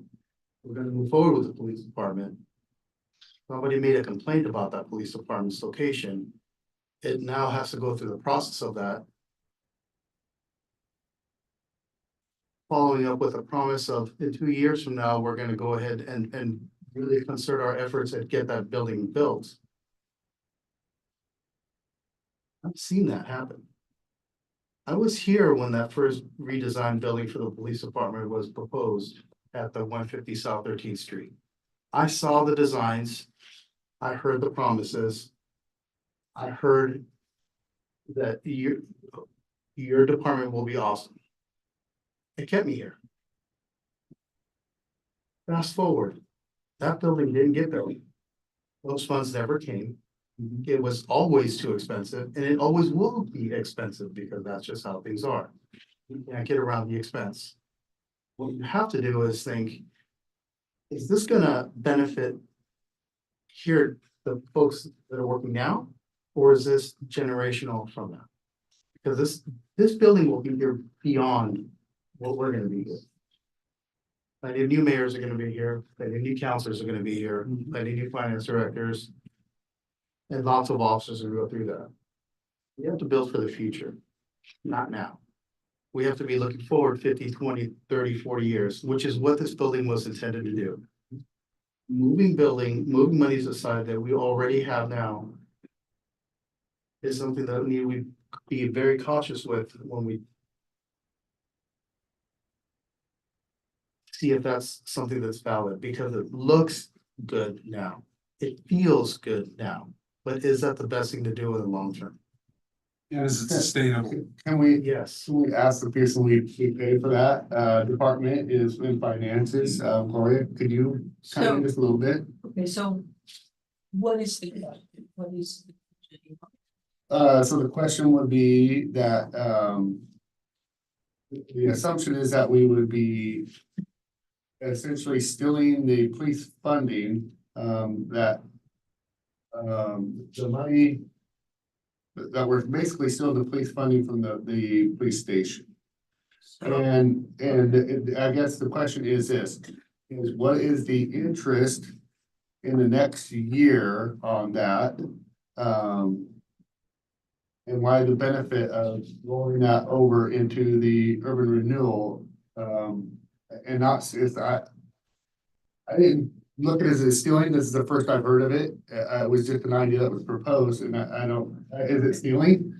So no, Okay. the concept is to take the balance of those bonds that were sold, which is about $13 million, and redirect those to projects that are already underway. And then that frees up the fee, the public service safety fee, Yeah. to use for operations, for police operations, and it would be dedicated that way. So, and then to pay for the debt service would be probably urban renewal, or if it's a different project, whether it's water or sewer, whatever, it comes from those sources. It's an idea, it's a concept, and then when we've got a design again, we've got a place, a site identified where the police station can be built, then, you know, if that's a year from now, if that's 2 years from now, then we go back out for bonding and get it at the right time. So the problem or the issue is that those funds that are sitting there now have been sitting there for 2.5 years. And those are, we're going to have to start paying interest back to the bondholders for not doing the project. So if they sit there for a certain amount of time, they accrue this interest that's called arbitrage, and then we have to pay it back to those bondholders. That's just one part of that. The other part is that we're paying debt service right now and we don't have a project. Right? So these funds have been sitting there for 2.5 years. We still don't have a project. We could move those to a project that's already underway. And then when we've got the police department project, then we can get the funding again. And possibly it's at a better rate. Better interest rate, we can do, we can talk about then maybe a GO bond or, you know, any. Or Types what of are some other options financing. though, besides this? Because I know you have been thinking about other options too, right? Well, this is. The other, well, I don't know what another option would be. Building a police station. Yeah, it would be building the. What is our police station. timeline for the bond? We can let it sit there, but we're going to have to pay, right now, we're have a liability of $71,000 that we're gonna have to pay back to the bondholders. That interest? That's over and above our debt service payments. And when is that due? That if we don't have a project well underway by September of Well underway. 2024, we will be in that arbitrage situation. So I think the concern is, like Sarge said, is that the promises were made in the past, just like you're trying to make them now. So the plans were designed, the plans were done, and then they backed out and said, we'll reevaluate in a couple of years. That's exactly what you're saying right now. You're saying, let's move these funds and let's reevaluate, going to get more money in a couple of years when we pick a new place to build it. That's exactly what they were told the last time. That's exactly what Sergeant just said. Is it an option to keep $13 million in an account that's allocated for the police department until we're ready to break ground? Sure, yeah, it's gonna cost that arbitrage, but sure, I yeah, realize, I mean, yeah, we have to make a payment on it, but You pay labor with that money? no, Not at all. And what's like far underway on a project? pardon me? What if we pivoted right now and changed gears and put the, the police station in a new location? How far along does it have to be for it to warrant that, being a good use of it? It has to be far along. What does that mean? Yeah, that I don't know, and we would have to be in construction, We'd have to be in construction. yes. Would require geotechs, the standard, get it parcelized, get it surveyed, purchase it. What if we own it already? Well, yeah, we still would have to, No, you got a lot to do. Yeah. Well, probably everybody in here looks at me as the bad guy because I got the planning commission to nix the station, but we looked at it strictly from the standpoint in the floodplain. And I hope you can appreciate that because we followed what was given to us in the planning commission. And then we brought in an attorney and the engineer who lied to me that he was doing his job, but he never went through the first steps of finding if that was in a floodplain or not. And so McKinsey and Engineering, I think, has led us down a path which is just very expensive. They're a big outfit in Portland, doing projects with them. They've got the team and everybody to tell us what it would cost, because they've done a lot of this stuff, so I don't know why we found out we're far over budget of what they designed. I think we can do a lot better, up where your guys are at now. And we don't need Taj Mahal. I mean, that's a beautiful building and it's almost a cookie cutter of other towns, but we can get everything you've been talking about today for probably less money. We've got that money, we can probably make it work. Sir, I think what you're talking about is, we're not looking at the aesthetics of the building from looking at it. We're not, that's not what this is. This is a functionality of being able to conduct business. Not just now, we can build it for something that fits what we have now for less money. When you do that, you have zero room for expansion. City will grow. More people, just like we have more people now than we did in 1971 when that building was built. It's gonna happen. It's not, it's inevitable. So if we do not plan for the future is what we're talking about. And it is a very big misconception. When you look at aesthetics and how pretty something is, it's not about that. Yes, it's nice that it looks aesthetic and pleasing because that's part of the design process. But when you build it out of bricks out front or you build it out of cinder blocks. Okay, we're not looking for that. That's not what it is. Do we have the space to conduct investigations? Do we have space to do interviews? Do we have space to store our property? Do we have sufficient space for the officers to do what they need to do? Do we have a training space? We've already shrunk down the size of that building to the bare minimum, so there is no shrinking down anymore. So when I hear the thought of, well, we can shave off some of that money and we can save some money on that, there is no more to take off.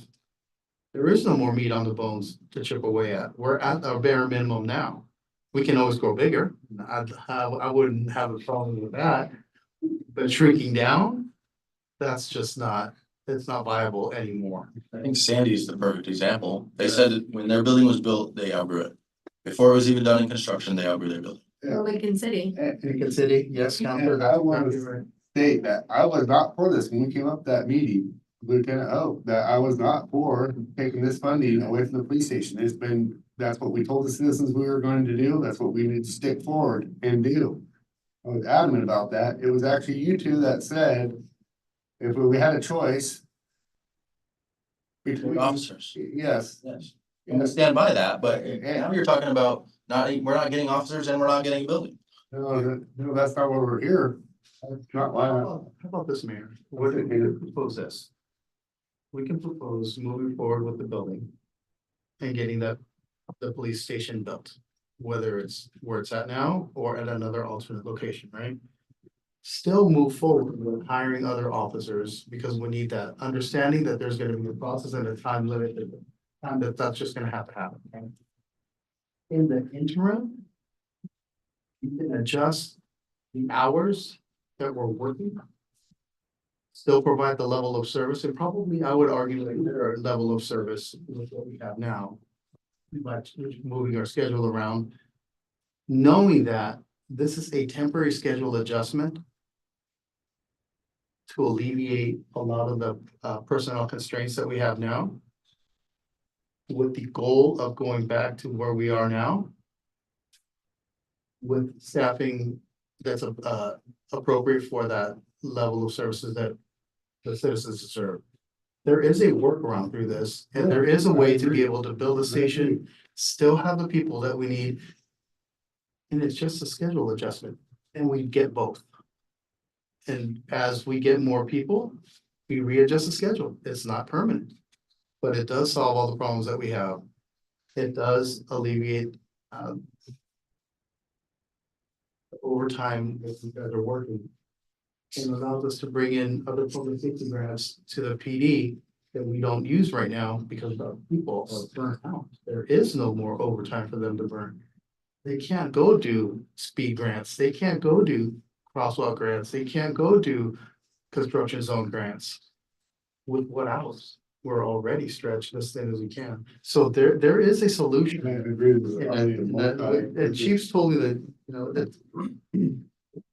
I just know, I know our budget, we never, we never anticipated Cascade leaving. And it is, you know, I mean, that's just, I mean, you guys don't anticipate your officers not making it to the academy. You don't anticipate your officers, because if you had all your officers and they were perfect and were robots, we wouldn't be having this discussion, right? Because you need 14. Is that what I heard you say, Chief? 14 just to cover the 911 calls. That's not, 14 to cover the shift, so. right, that's not the detectives, that's not, And give everybody a couple days off and not work overtime, yes. So that, coming back to that is, we couldn't anticipate, them shutting down in the budget. We are also confined by gas. Everything that you guys are talking about in your budget, and you explained it, and I appreciate that. That's the only thing I wanted was some dialect to prove public perception that while we've increased $3.2 million, and there might be a little bit of wiggle room there, but not a whole lot, is what I heard. I appreciate that. Cascade was a total of 1.4 million in total revenue lost to the city. Between tax, the lease they paid, and the water and sewer they used, and then actually jobs too. I mean, it really was a big blow. Armstrong was only 3 years ago. It was only 3 years ago. So the big question that, for just our clarity, is how much of that money that you talked about, urban renewal, would go towards hiring officers? Because what I was told was 3, again, it was mentioned earlier, that 3 additional officers If we that did, would replace 2 retirements and 1 that we didn't hire last year. if we sold that to it. Okay, Yes, because we would take that $10. What she was trying to explain, Jose, was that, you could actually have that. If we adopted that to the urban renewal, then we'd have to go to the urban renewal, accept it, put it in. With some wordsmithing, that 610,000 budgets you to hire 3 officers right away. Because That won't realize is what 3 officers is not enough. no, 3 officers, that gets us a net gain of well, 0. it's something right now. We also have some other, we're just looking at options. I I don't. mean, so the solution is there. We can build a station, work towards hiring more officers, adjust our schedule. All 3 needs are met. But that's a decision that the council needs to make, but you have a solution to fix it. The solution is increase the water. That's what it is. Solutions. $15 more on the water bill, and that helps both situations. You get a new. Servicing your debt. Repeating on. Water bill servicing your debt.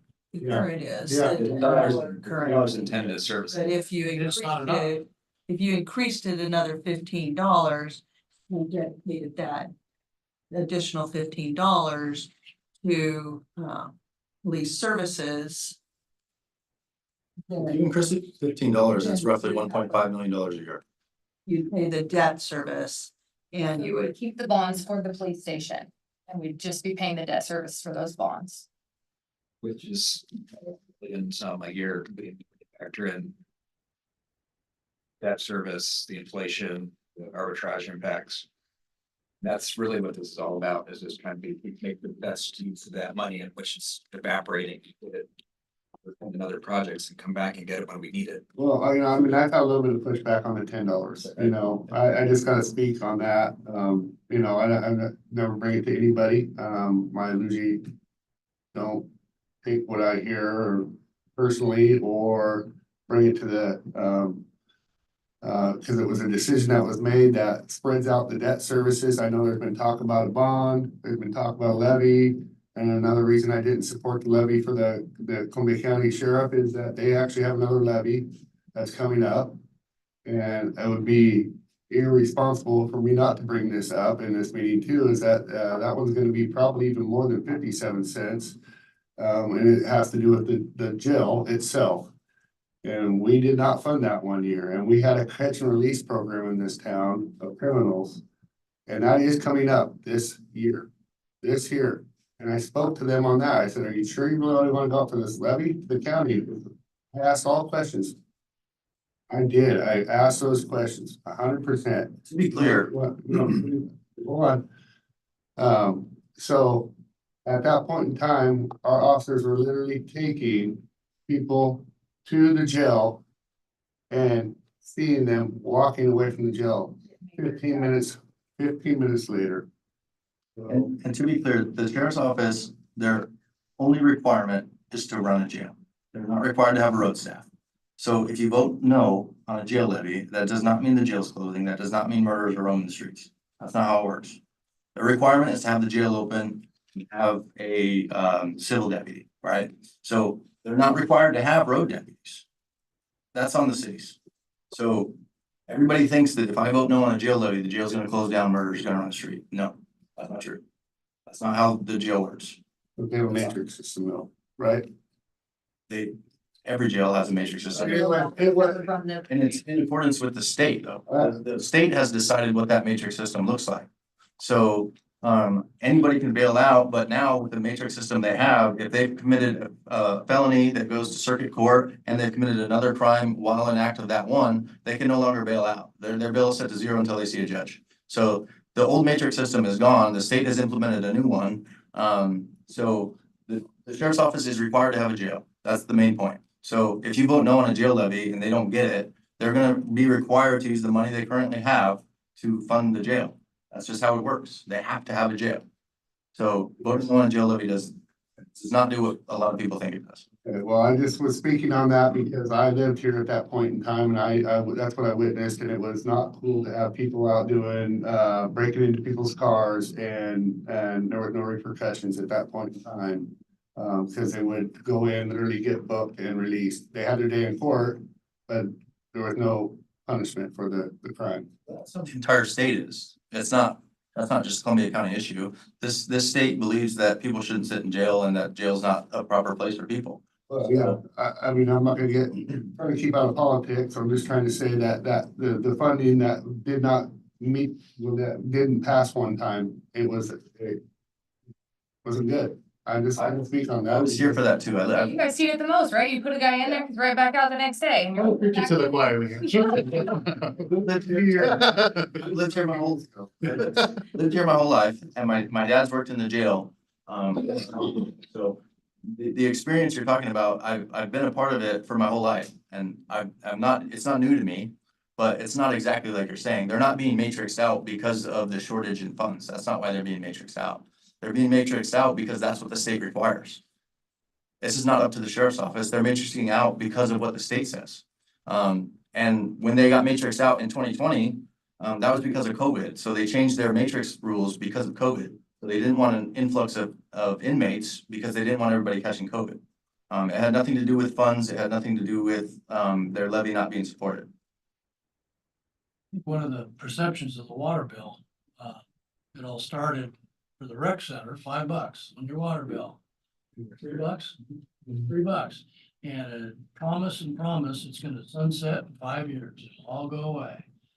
And then it was 15 or 10, and now we're gonna go up to 15, and so 25 is what they're. 25, yeah, so anyway, it's changing a lot, so. Yeah, the rec center did sunset and did come off, just saying. And I think if you evaluate where our average water bill, It's just sort of, it's just an access, which, you know, we're charging them now, or and that's a good avenue because it's a way to get money, and I mean, that's what the guy that worked for Oregon City came in front of the police station design team and said, well, you'll never go to the levy, you're gonna have to go to the water bill. Well, a lot of cities use that. At the League of Oregon Cities, we did a whole seminar on it and how cities are using that, especially with our tax base in Columbia County. The mayor preaches about this all the time. When the low tax base, we can't change it. So a lot of cities that have that problem utilize adding fees on utility bills. It's not something we're unique to. We're not, this mean city out here adding this fee on. A lot of cities do that don't have the tax base.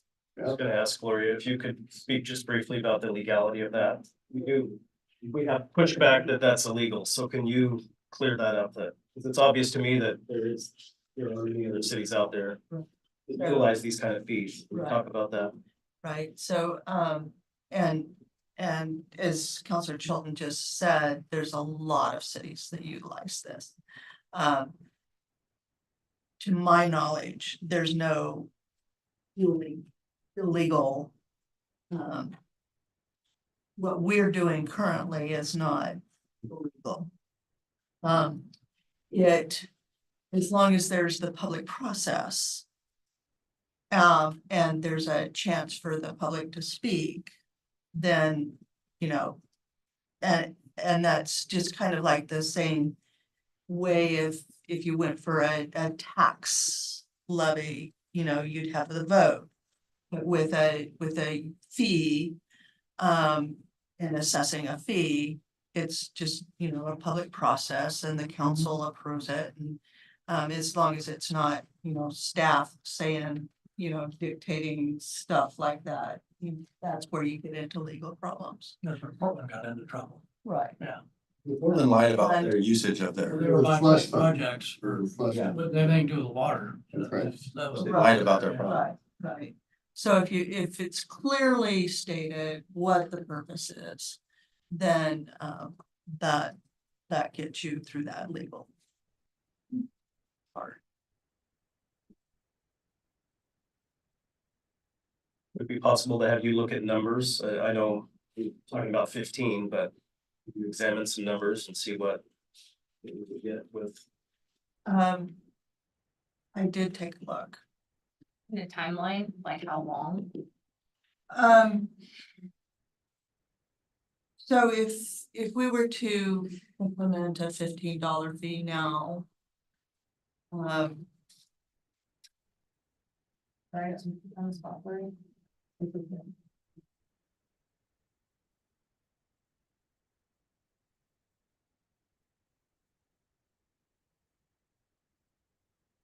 We looked at, if we're looking at the 10 plus 15, that's a total of about 1.5 million. Right, it was right around.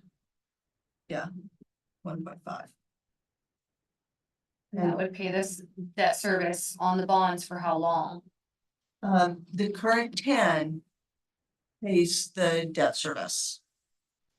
In order to pay, to buy more officers, to pay for more officers, we would need the additional 15.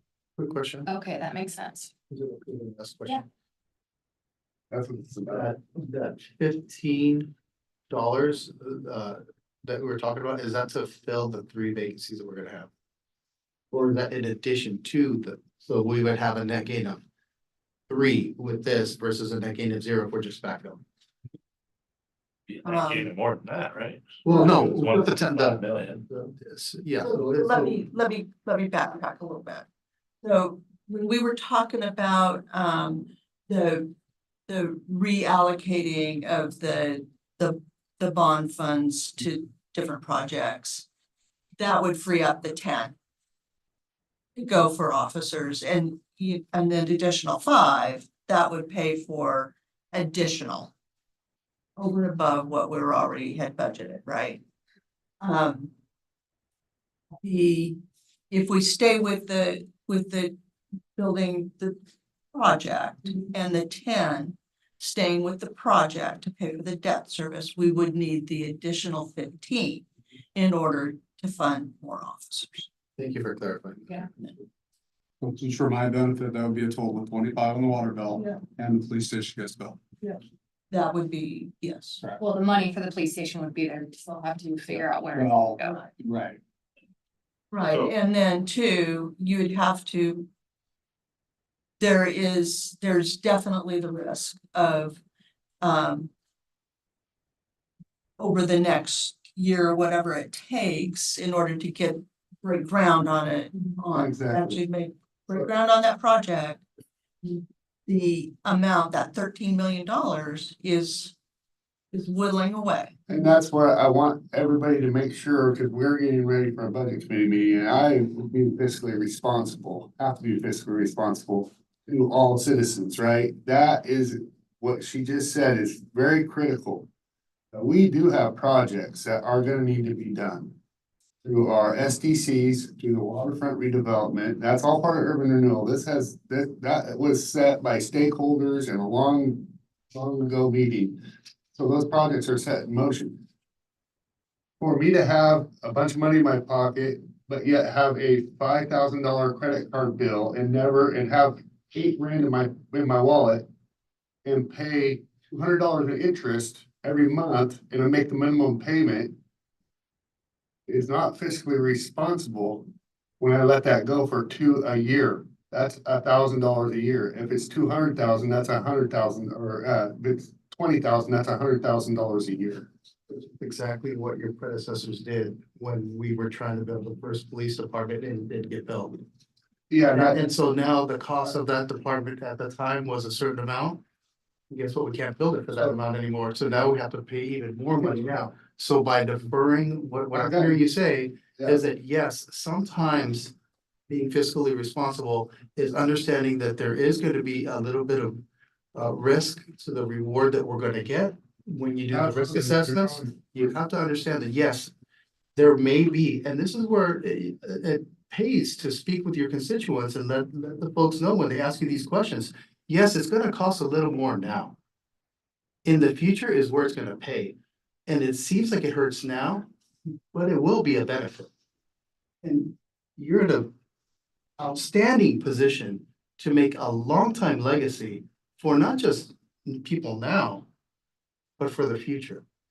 And sometimes making the decision is hard.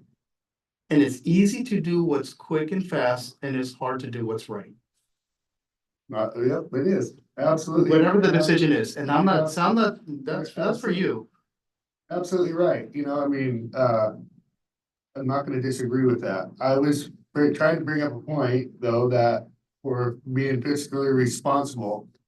And I'm sorry I wasn't the predecessors that you speak of, and I'm not gonna even go there because. Doesn't matter. Doesn't matter what it is. For personal reasons,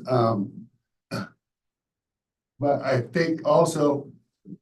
It's gotta be, and you can give us those numbers too, and I think we need to know those numbers of what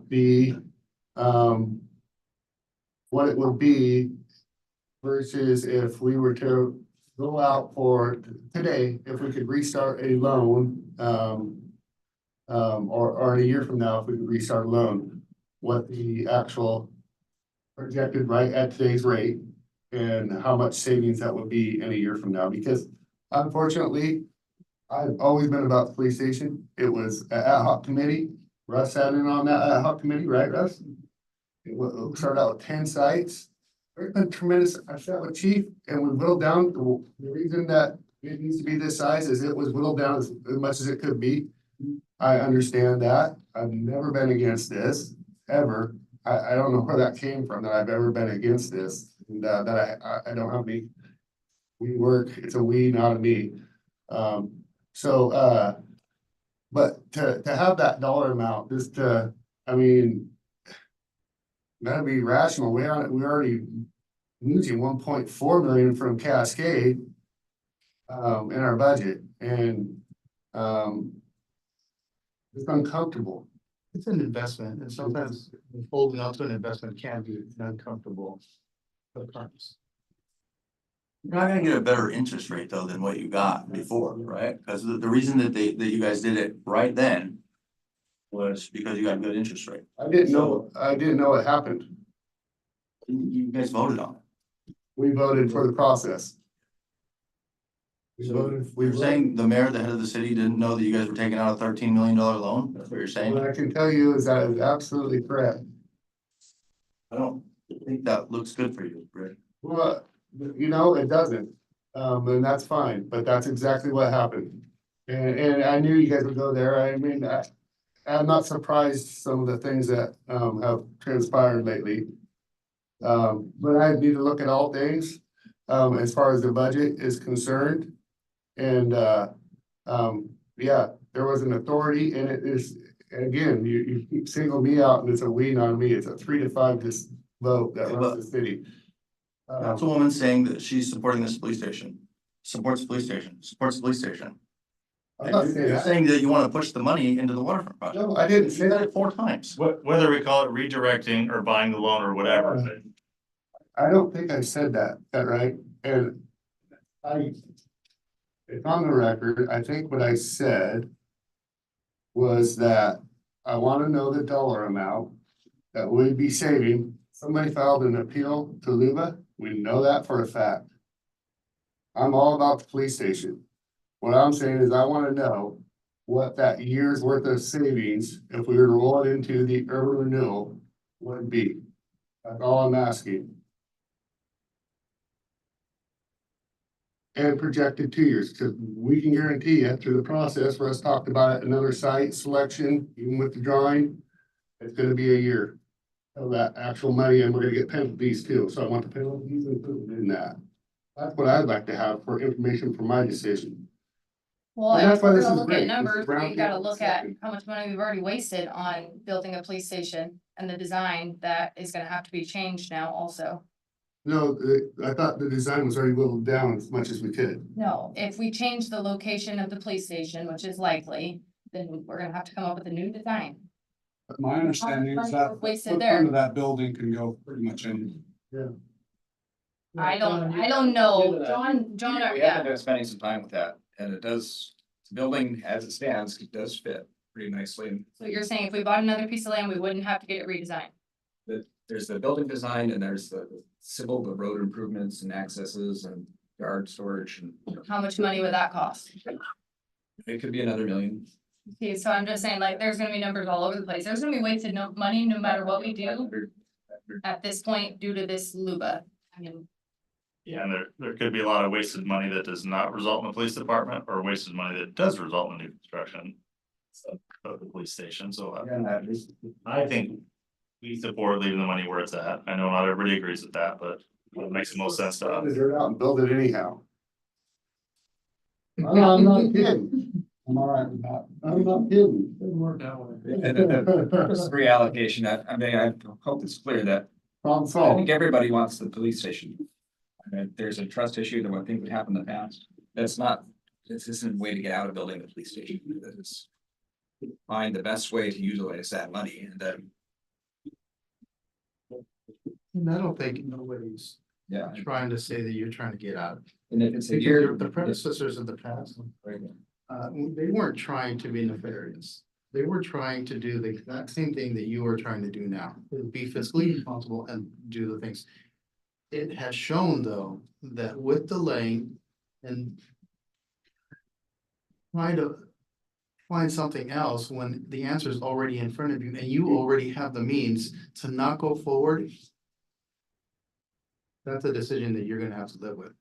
But it's one that you're gonna live with, however you choose to go, it's gonna affect generations to come. Because it already has. I've had to interview kids 20 feet away from the person that was the offender.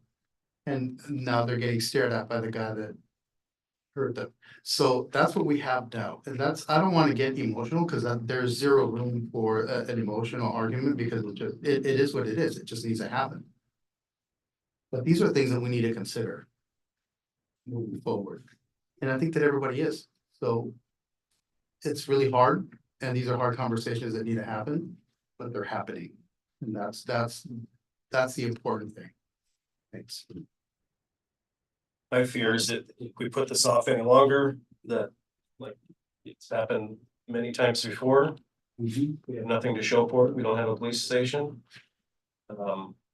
It's not gonna get any cheaper in a year, 2 years. It's prices are gonna Losing go. money at the same time.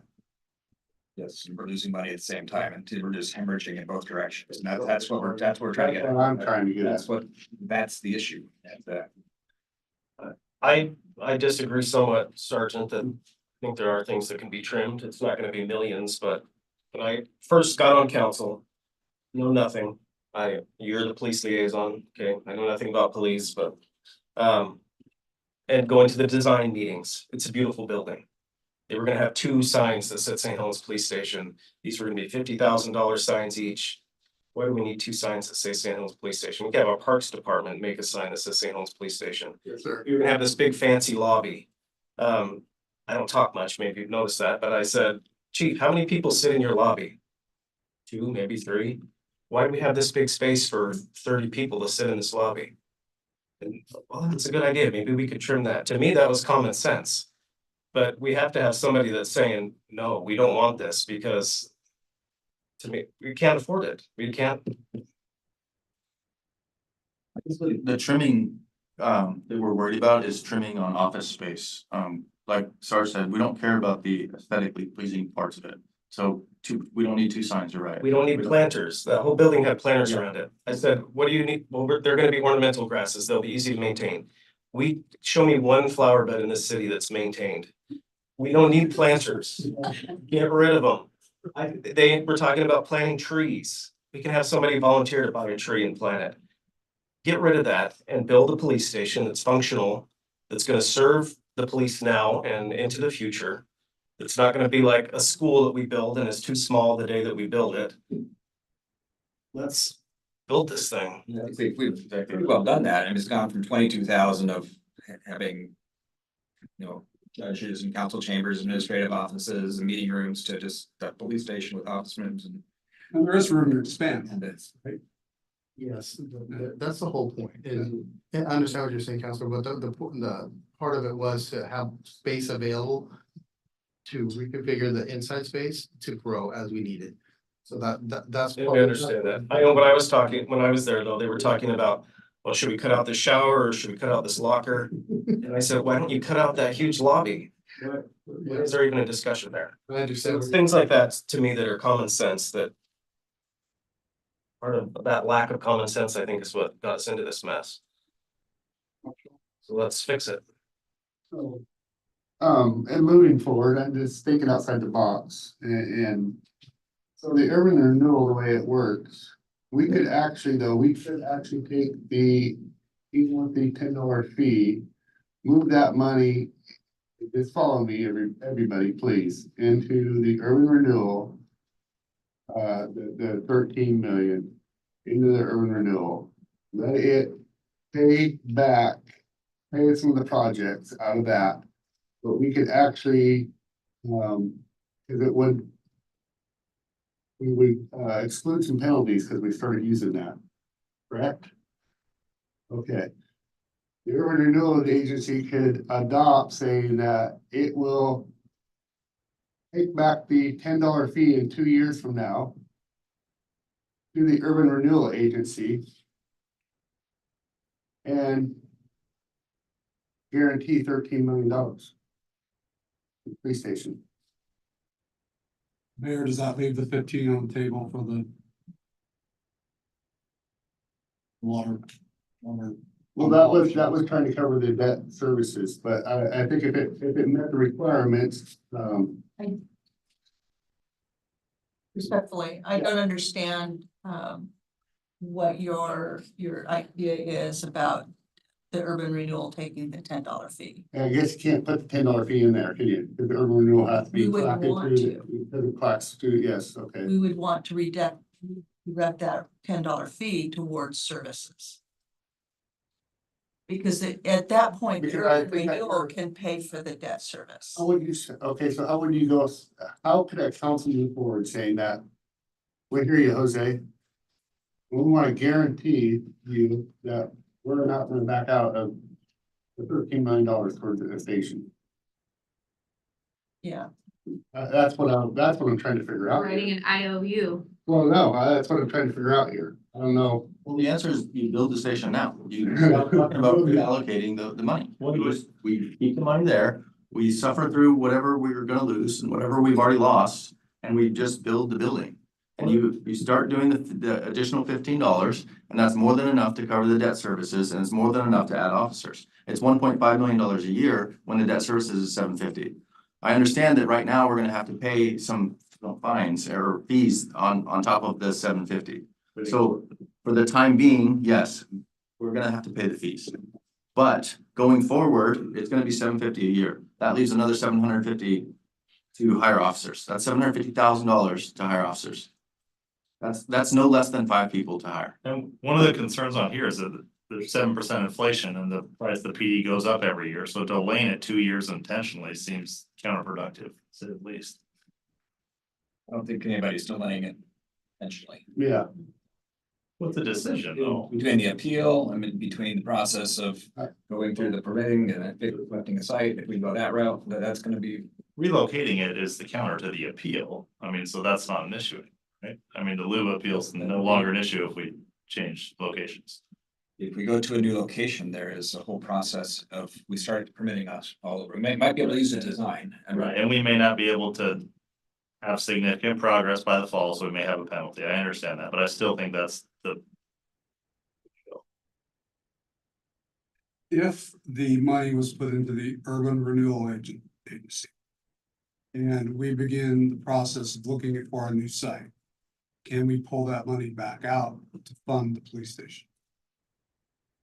You pay the same fines or fees at that point because you're still not using the money as intended. The whole point of them moving it is so that they're not paying the fees because the construction hasn't started.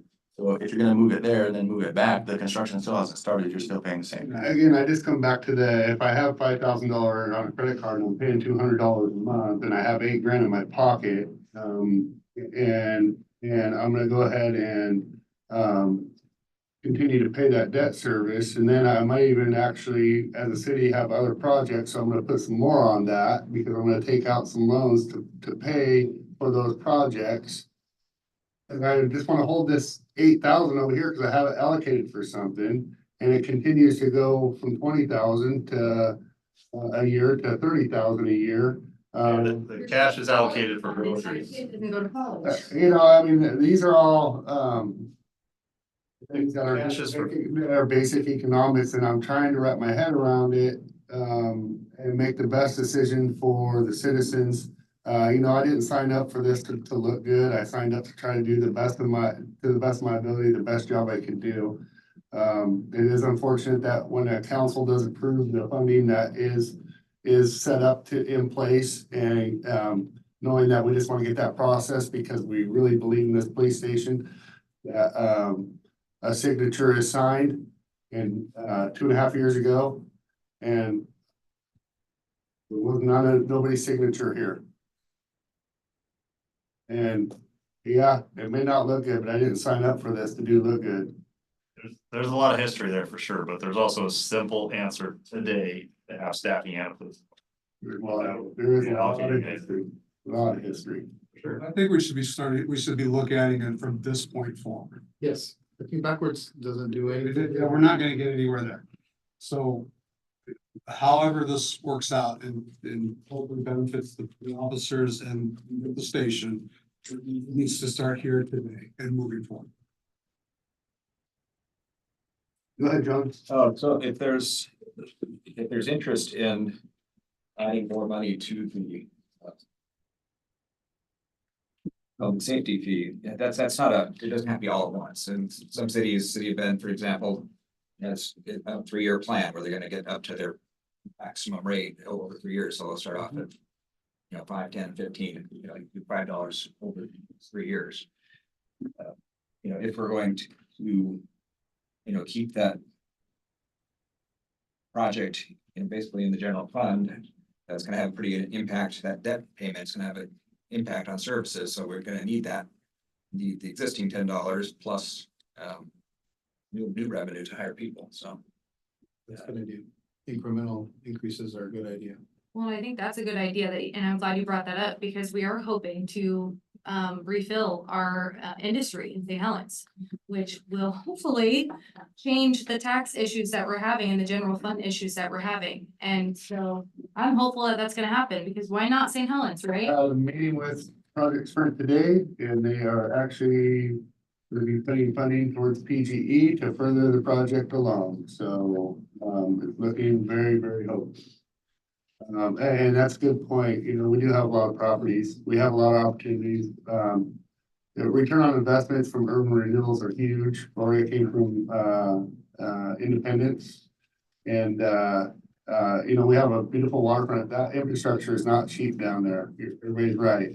But the benefit of putting that in is gonna pay dividends here shortly. And we, just wanna say that it's unfortunate we've had Armstrong and industry leave. Those are good family wage jobs. A lot of people that work there.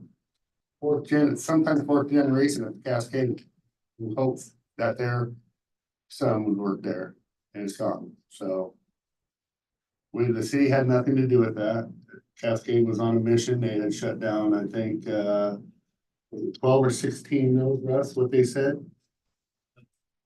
It was 11. 11 mills in the last year, and they bragged that they had made 1.6 billion in profit last year. $2 billion more by shutting down all those mills.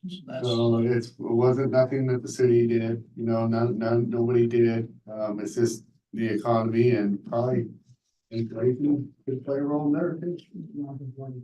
Here's one that wasn't quite up to snuff, so. Yeah.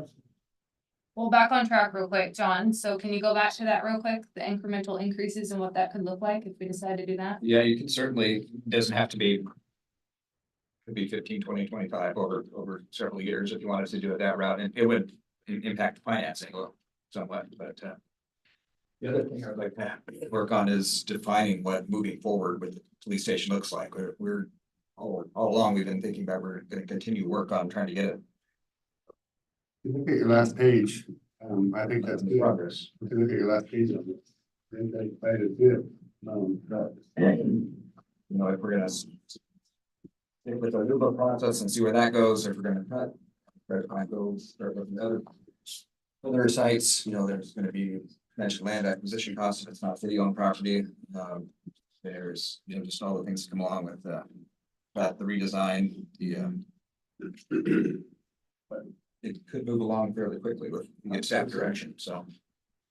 You know, I don't think anybody here spent more time on this project than me, as far as design meetings and, you know, trying to make this thing work, so. They're tedious. Looks like existing location will cost you $300,000 and the new location will cost you $300,000 for redesign. So it's almost a wash there. There's no certainty of approval for the existing location either. Where we won't have, hopefully, won't have those same problems in a different location. No, you wouldn't. I mean, obviously it's gonna be out of the floodplain because we know that. Well, maybe there might be a, you know. Well, just having done this to myself, because it gets up. And you know, I'm, as I probably said earlier, one of the engineer and designers. So, but I always thought the existing location could be remodeled. I've been remodeling all my life, and I know you could do a hell of a job just using some of your existing buildings with us, but you have to move out. There's an issue there. But also I've been talking with citizen about maybe working with them on a city block and what that could be. And I think and these are both obviously are on Columbia Boulevard. One of my personal opinions about the location that was down there, you're not central policing. I think it's very important for someone driving into town or kids walking down the street to see your building and be policing within the community rather than down there where trucks are gonna be going back and forth and, you know, people in the bar across the street. So I think up in the community is where you need to be, and that's my personal thing, but I've been putting some time in to try and work on this to make it, to pull it off, so. Sort of liking the increased fee and the slow escalation of that sounds good. I think it'd be more palatable for, I mean, most everybody that has a job is okay with that, but there's a lot of people in town, that's a stretch, you know, once you start to add that up. And the water bill is, you know, we're talking sewer fees and all these other fees that, you know, you start looking at your bill, it's like, wow, that has gone up, so. It has an impact on a lot of the city, but I think we're in a good direction tonight. And I'll come to my 2 cents later. Mayor, could we take an informal poll real quick, just from our officers who are here? You don't have to speak, but maybe just raise your hands. Is there anybody that's stuck on the site at Old Portland and Castor Road? So in my mind, there's no guarantee at that site. I think we should forget about it. That's my opinion. I agree with you. If you keep chasing that, it's just a ton more money after maybe you don't know what you'll get. And once you pay enough attorneys, it's what, I mean, we got enough money into that, and that there's a time to just cut and move on, I think. So our opinion is that we can't really afford to do the incremental increase. I know it sucks because it's an additional $15. That's now a $25 increase on the water bill, and that's gonna hurt some people. But if you do this slow increase, it doesn't help us right now. If you do a slow increase, we're not gonna be able to hire more officers because we have to still pay back this loan, and we already know that you need $5 added right now just to pay for the debt service, right? So doing $5 a year, that means we're not gonna be able to staff our police department for and 3 years from now. Because we're not gonna have the money, because we have to pay the debt service, we can't get around that. And I understand we gotta cut losses right now, we gotta move forward, we gotta move this station, build it somewhere else. But you can't say, okay, we have $10 and that only pays $600,000 of the debt service. You need an additional $150 to do that. So that's another $5 on the utility fee. So over the next course of the year, you're adding the $5 and now we have just enough to pay the debt service. We still don't have any more officers. So then the next year, you're gonna have you're gonna add another $5 and maybe we'll get 2 officers in the next year. And then another $5 in year 3, and maybe we'll get 2 more. In the meantime, we have 3 officers retiring by November 1st of this year. And then if you push forward past that, we're likely gonna lose the chief, we're gonna lose the lieutenant. We're gonna lose, Sergeant Tree could retire tomorrow if he felt like it. So pushing out, while it sounds good, because you don't wanna cost the citizens a lot of money, it sounds good, but we can't afford to do it because the farther you push this out, the more people you're gonna lose down the road. Yes, right now we have 3 retirements. November 1st, we're losing 3 people. But that means the chief, he could go at any time. Doug could go at any time. So now we're down 5 people and we still haven't hired anybody. So the hiring needs to start right now. And you can't do the hiring unless you add the $15 right now. Wait a So minute, that's where I'm getting confused, because you've got existing positions. we don't have any existing open positions. Well, there's the retirees coming up, Yes. and you say we don't have the money. Yeah, so the problem is, well, once those people retire November 1st, now we're gonna open that position. That position's not open yet. So starting November 1st, we've lost 3 people. We're now 3 people short. And now in the next 20 to 22 months, as Sar said, we're gonna be in the process of gaining those 3 people back. So now already we're too late. We warned the city 3 years ago. We said, hey, we have these retirements coming in 2024. We gotta hire people now to get them on the road by the time they retire. So now we're looking at a situation where we're gonna lose 3 people November 1st. We already can't fill those positions fast enough. So Do you need the people hired and? we need that hiring to start. So when attrition go out, Yes, they'll be covered. yes. Okay. So if we don't have the money now, we can't open those positions now. You can't forecast what's gonna happen. So if you don't have the money in the bank, then you can't say, hey, sir, would you like a job here? And then the money disappears and say, oh, sorry, you have to go away. 3 years ago, we did give you 2 positions.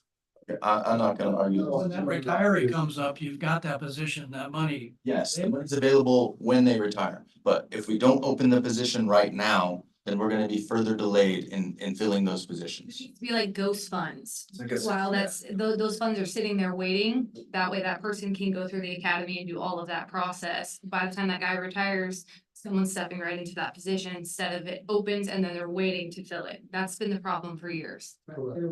There's a need to backfill Right. those positions so that there's somebody ready, or at least at this point, almost In the ready to process. step in with somebody.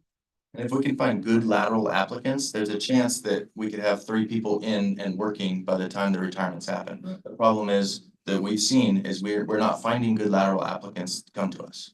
So You advertise. We advertise national, local, word of mouth. Our best advertisement comes from the men and women in this room, because they work and they know their academy mates. But again, it all comes full circle when you say, now, why should I come to St. Helens, or why not? That's what we have to tell them, because again, they do come out here. And what we're experiencing when we do interview applicants, the minimum is 3 other agencies they're testing for. So we've streamlined as best we can, in the metropolitan agencies is who we compete with. So there's a lot of variables in that, but the big picture here to everybody's thing is we need to overhire to prepare for these retirements. and speaking with that, and I can tell you, trying to recruit people here, some of the things they look at is our pay is good now. So the pay is on par with all the metro areas, so that's not an issue. But they do come here and they see our facilities, they're not great. There's not space to work out. Like the industry standard is becoming that you have a 1-hour workout time on your shift. That's becoming an industry standard across the United States. We don't have that. We don't have a workout facility. We don't have a bunch of stuff that everybody else has.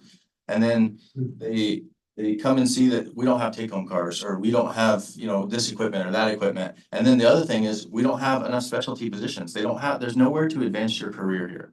So we have 1 detective, and I'm the K-9 guy. My K-9, he's gonna last for 9 or 10 years. So that position's not open. We have a limited number of supervisors, so you can't go up in rank. But you could go to Hillsborough or Washington County and you could be a detective in 2 years, 3 years. And they have plenty of detective positions. They have 10 dogs and they have traffic teams and all these other specialty positions that we don't have. And we can't have more specialty positions without more staff. So to make it appealing here, you need more officers, you need more specialty positions, you need better equipment, and you need a better facility. Is that something with, if you got the funding that you could advertise for? For what? Well, create it like a different positions, like Yeah. detectives, what, you see what I'm saying? So we had- a selling. We had 2 detectives. We had to pull the detective. We had to pull him back to the road because we just didn't have the staffing to build the road 24 hours a day. So once you start adding people to that, we can start putting people back into detectives. We can start putting people back into schools for SROs. And we have an idea that's on the table already to have a traffic car, and that's their sole job is to, DUIs and traffic stops. So Yeah, that can be part of advertising and recruiting for sure. we can't make these positions exist until the staffing comes in. So until we're fully staffed and have the people in place, we can't advertise like, hey, we have, 3 detectives when we're fully staffed, because that's just false promises that you can't make. You can't promise somebody a position that's not there yet. And we don't know what our fully staffed number is. Yeah, we do. Because everybody's got a different opinion of what it should be. That's Without- that staffing setting. So, yeah, I think that needs to happen. You can't have a target. You gotta have a target, right? Yeah. Otherwise, you're just shooting in the air.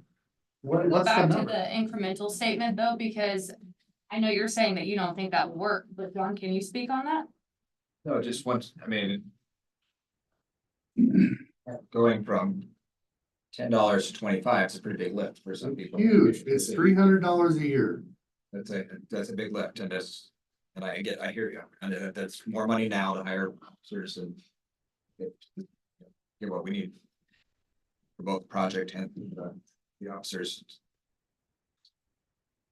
I think over time, you're gonna get less money. You'll get to the same rate eventually, it just. Yeah, it's like $1 a day, a little less than $1 a day. But I think we can make it every 6 months to kind of accelerate if you want to do I it. think if we look at our water, the average water bill per household here and compare it to other cities our size, even adding the $15, we're still not above and beyond what other cities pay that are similar in size.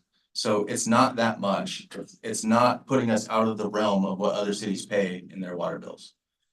So our water bills do have increase that's in increments too, that does go, I think, 3 or 7% to pay for those projects, so, that's why probably other people are hiring us, because they identified projects within their infrastructure. And again, I'm just trying to also, we're in the whole city, we gotta make sure we have clean water, that your poo goes down where it needs to go. And make sure we don't have potholes. And I love this dialect. I'm not here controlling, I'm just speaking my mind, that's it. And, but that is definitely, I like the increment phase. And it allows us to adjust, and I know we want to have, we have the best force, we have, St. Helens has had the best police department, grew up here all my life. In the area, always has. I look at Sandy's police department, which is 2,000 less people, and it's exactly the size that we have today. Exactly. So I think $25 is really way too aggressive, that I'm comfortable. That this counselor, I'm only one. But I'm just speaking my mind that I think the citizens, I would like to have some type of definitely public testimony given prior to that, and there would be, but it does. It was brought up, take it to a vote, take it to a vote. I'm all about less tax. I'm very conservative. I really am. I think government should live within its means. And that's why I brought up all the financial issues that I think, again, having that debt service and just paying interest on a building that's not gonna start in a year, no matter where it goes, is fiscally irresponsible. That's just me. Well, we've already failed as a city to live within our means, right? So the projection is over the next 2 years, that we're gonna be negative money for 3 years. Right? So we're already failing to live within the means. Well, every time we come to negotiations, we see this big pie chart that they put up and they say, well, by 2026, we're gonna be negative money, so we can't give you a raise. Every time we come to negotiations, it's the same pie chart we see. So is that not true? Are we Well, not running out of money? I think from collective bargaining, we never gave you not a raise. If we look back at The history. first statement that's made every time we come to collective bargaining is that we can't give you a raise because we're gonna be in negative money. Every time. I think that's just how cities work. Okay, so what I'm saying though is we're already failing. If we're coming to a point where you're telling your collective bargaining That's agreement. not even, that's actually, you're talking about personnel versus just giving money for interest, for nothing. I don't know what you're referring to anymore. The 6%, even when we say, okay, we're gonna try to find this within the budget when we're bargaining, doing a bargaining agreement, the way that works is we say you have a value. So should we add 6%? What you're kind of referencing to that is that, the 6% that you get an increase that we say we never have is no different than just giving away interest-free money to the state of Oregon where we borrowed it from, or the bond, actually it's a bond agency. And I don't know if that's private, but is the same. And I say, no, it's not, because we're actually investing in a quality employee that we had through the bargaining agreement. So your scenario is kind of, You're missing the whole I point. think what he's saying is the city does not live inside its means unless we're talking about the police department. doesn't do it on purpose. It happened, the circumstances have happened. Can I ask a quick question here? I know this is right in front of us. So what I'm hearing you say, and the consensus of everybody in the room is saying, yes, we understand there's a need for a police department. Yes, we understand that there's a need for more personnel. So with those two things already agreed upon, that there is no disagreement on that. The question is, and it sounds like it's been resolved that the location that we have now picked out for the PD is not gonna happen there. And I think everybody agrees with that. So now the question is, are you saying that then we then look at the other locations, start the survey process?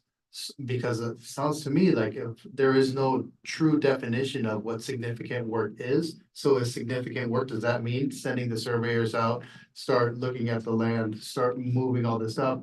Then that tells me that there is significant work already, progress already starting to move towards the police department, so that there would be those fees that you're talking about. And the project is moving forward because now it's starting, right?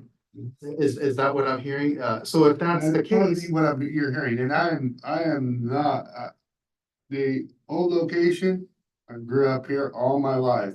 I used to play with a guy named Lucky and Vince. There used to be a house right across from, or a business, a guy named Louis who had a secondhand store right across from the Johnny's Tavern. 3 houses right where that proposed site is. They're on the tax rolls. If you go look, they're on the tax rolls. So what I'm hearing you say then is that, yes, so we're gonna move away from that location there. We're gonna find an alternate location, move forward with that alternate location with the police department. As we're moving forward with the police department, find a way to get the finances for the extra officers, not extra, really the minimum number of officers that we need simultaneously with this building build. That way, we're moving forward with the building process. There's a significant progress from what I hear. That there is no penalty anymore. The money's being used and we're moving forward. That's what I'm hearing you say. Did I misunderstand what you're saying? Oh, me? Yes, sir. I think collectively that may be what you heard. I'm the increment that I'm comfortable with that. Well, I'm not even getting into the weeds on how much money. I'm just saying as the overall process, I think that's what I'm saying. I have never not stated that. When have I ever not stated that I wasn't for a police station or more police? It's always I'm been moving about- past that, because that's not what my focus is on building the station, which I heard everybody wants to do. We have the money to do it. We don't want to waste the money that, what I'm hearing you say is, I have money here that there's gonna be more fees for me to not use it than there is to use it. Okay. Fine, we've already identified several different other locations before we pick this one that were okay. Choose one of those. The people that need to start doing the construction out there on the site now, move forward with that. Eliminate the penalties that we're gonna start incurring, because I think it's like, what, November, I think is when that. September, okay. So that we eliminate that problem. Between now and September, a lot can get done. We can figure out, I'm sure, where we're gonna build it and start moving forward. That way, we're not spinning our wheels. Well, yeah, it's time to get into 4 low, as they say, and start chugging, instead of. We can have discussions until 2027. Yeah, but that doesn't resolve anything. And I really like how we were able to come to that decision as a group, because that's what I heard. Now, that's what I'm saying. If I misunderstood that decision, then please let me know so that I can understand it. Counselor at this table, for real. I really think you're the counselor at this table, not me. Well, I think collectively, that's what I heard, yes. That's what I heard. And I'm one, so I heard it again. Let's get this straight. It's a we and not a me. And I think- John works for the council, and the council, the city runs on a 3-5 vote and has the entire time by charter. By city charter. I just wanted to say that, and I would love to hear everybody else hearing that. I think the big concern is though, is if we choose to not put the $15 in right now, is we're not gonna have the funding available to do both of these things. We're not gonna have the funding available to have a police station and to hire more cops to prepare for the retirements alone. Because we have to hire more cops right now. We have to get that process going. We don't have a choice.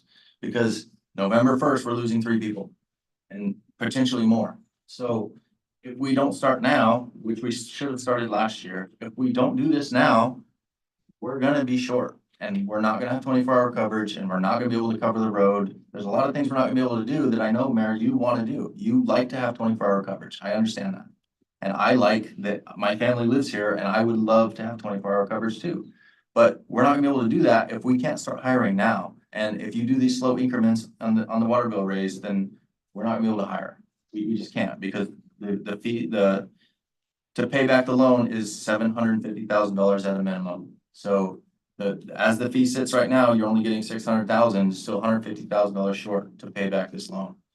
So if you slowly increase this water bill, you're not gonna have the money to do everything right now. And we can't afford to not hire cops right now. That's our biggest concern. Say something real quick.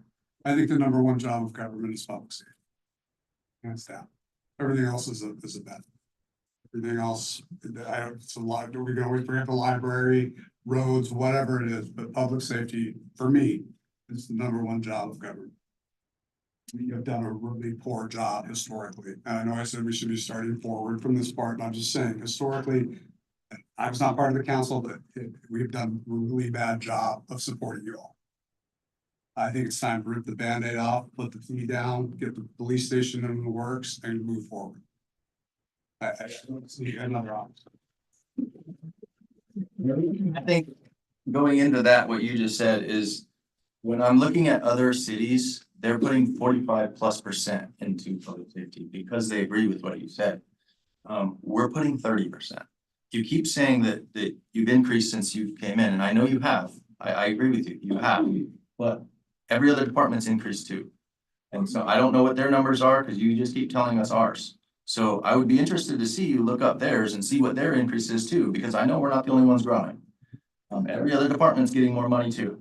So I think it's time that the city starts, instead of 30%, that we start going to 45% of our total budget goes to law enforcement. Because just like he just said, it should be public safety. Public safety should be first. I know you think that every department's the same and they should all be equal. That's not the case.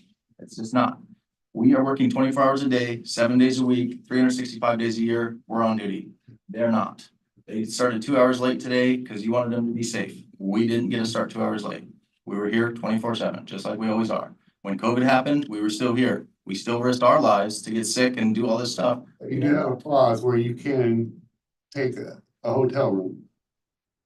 That's what you said, it's that you can actually hire a officer a hotel room. No, a citizen, a citizen. Citizen. We get victims. We have no hotel room. Is that an option? I could have had a hotel room when I was. Credit card. Oh, jeez. Catch that, man. Yeah, that point, but I was wanting to actually hear from the counselors is what I was trying to, I mean, it seems like. You guys are looking at me like I'm the decision maker. I am not the decision maker. That's why I'm asking the council. I only facilitate the meetings. I mean, I think it might have been because the voice was the loudest, and these are the things that you were iterating. Whether you were just making proposals or thinking out loud or whichever the case may be. I mean, only you would know that, but that's what everybody heard. And not just me, but people that came in and spoke to me and said, hey, what's going on? So I think it's either a perception or a direct observation from somebody, and that's where that's coming from, and that's why the focus. But to echo him, I do believe our first mission for the council here is life, fire, and safety. That's it, before we think about anything else. Get those running smoothly, funded, and then the rest of it is just whatever we think we need to do, but that's the priority for us, I think. I'd like to look at all options. I would like, if you could, Gloria, lay out an incremental approach. This is what we can get with that. And then if we put the full fee in right now, this is what we get with that. For me, I would gladly pay 25 for public safety. I can't even take my family to McDonald's for $25 anymore. So That's true, that's very true. that's not a big deal, but keeping in mind, there are people in the community that pinching pennies, and for them, it is a big deal. $10 is a big deal. So I can do it. That's okay, but there are people that are gonna struggle with that. I would like to see us have some kind of town hall or community function where we sit down and we tell people, this is what we're looking at. This is what you're gonna get if we do this. This is what you're gonna not get if we don't do it. Lay it out there, let them see it. People might be watching this, but not everybody. What I do know though is if we do a town hall and we were trying to push this on people, we can't have an us versus them mentality here. I know there's lots of history. I haven't been here for that history. I've been here for a year. I appreciate you guys and all that you do. I've advocated for you any way that I can. But if we're gonna get out there and try to push this to the community and say, we need this, we've got to be a team. We have to be all on the same side, working towards the same goal. And I don't know what we need to do to get there, but let's work on that. Let's get on the same page and figure this out because I appreciate you guys. I want what's best for you. I want what's best for our community.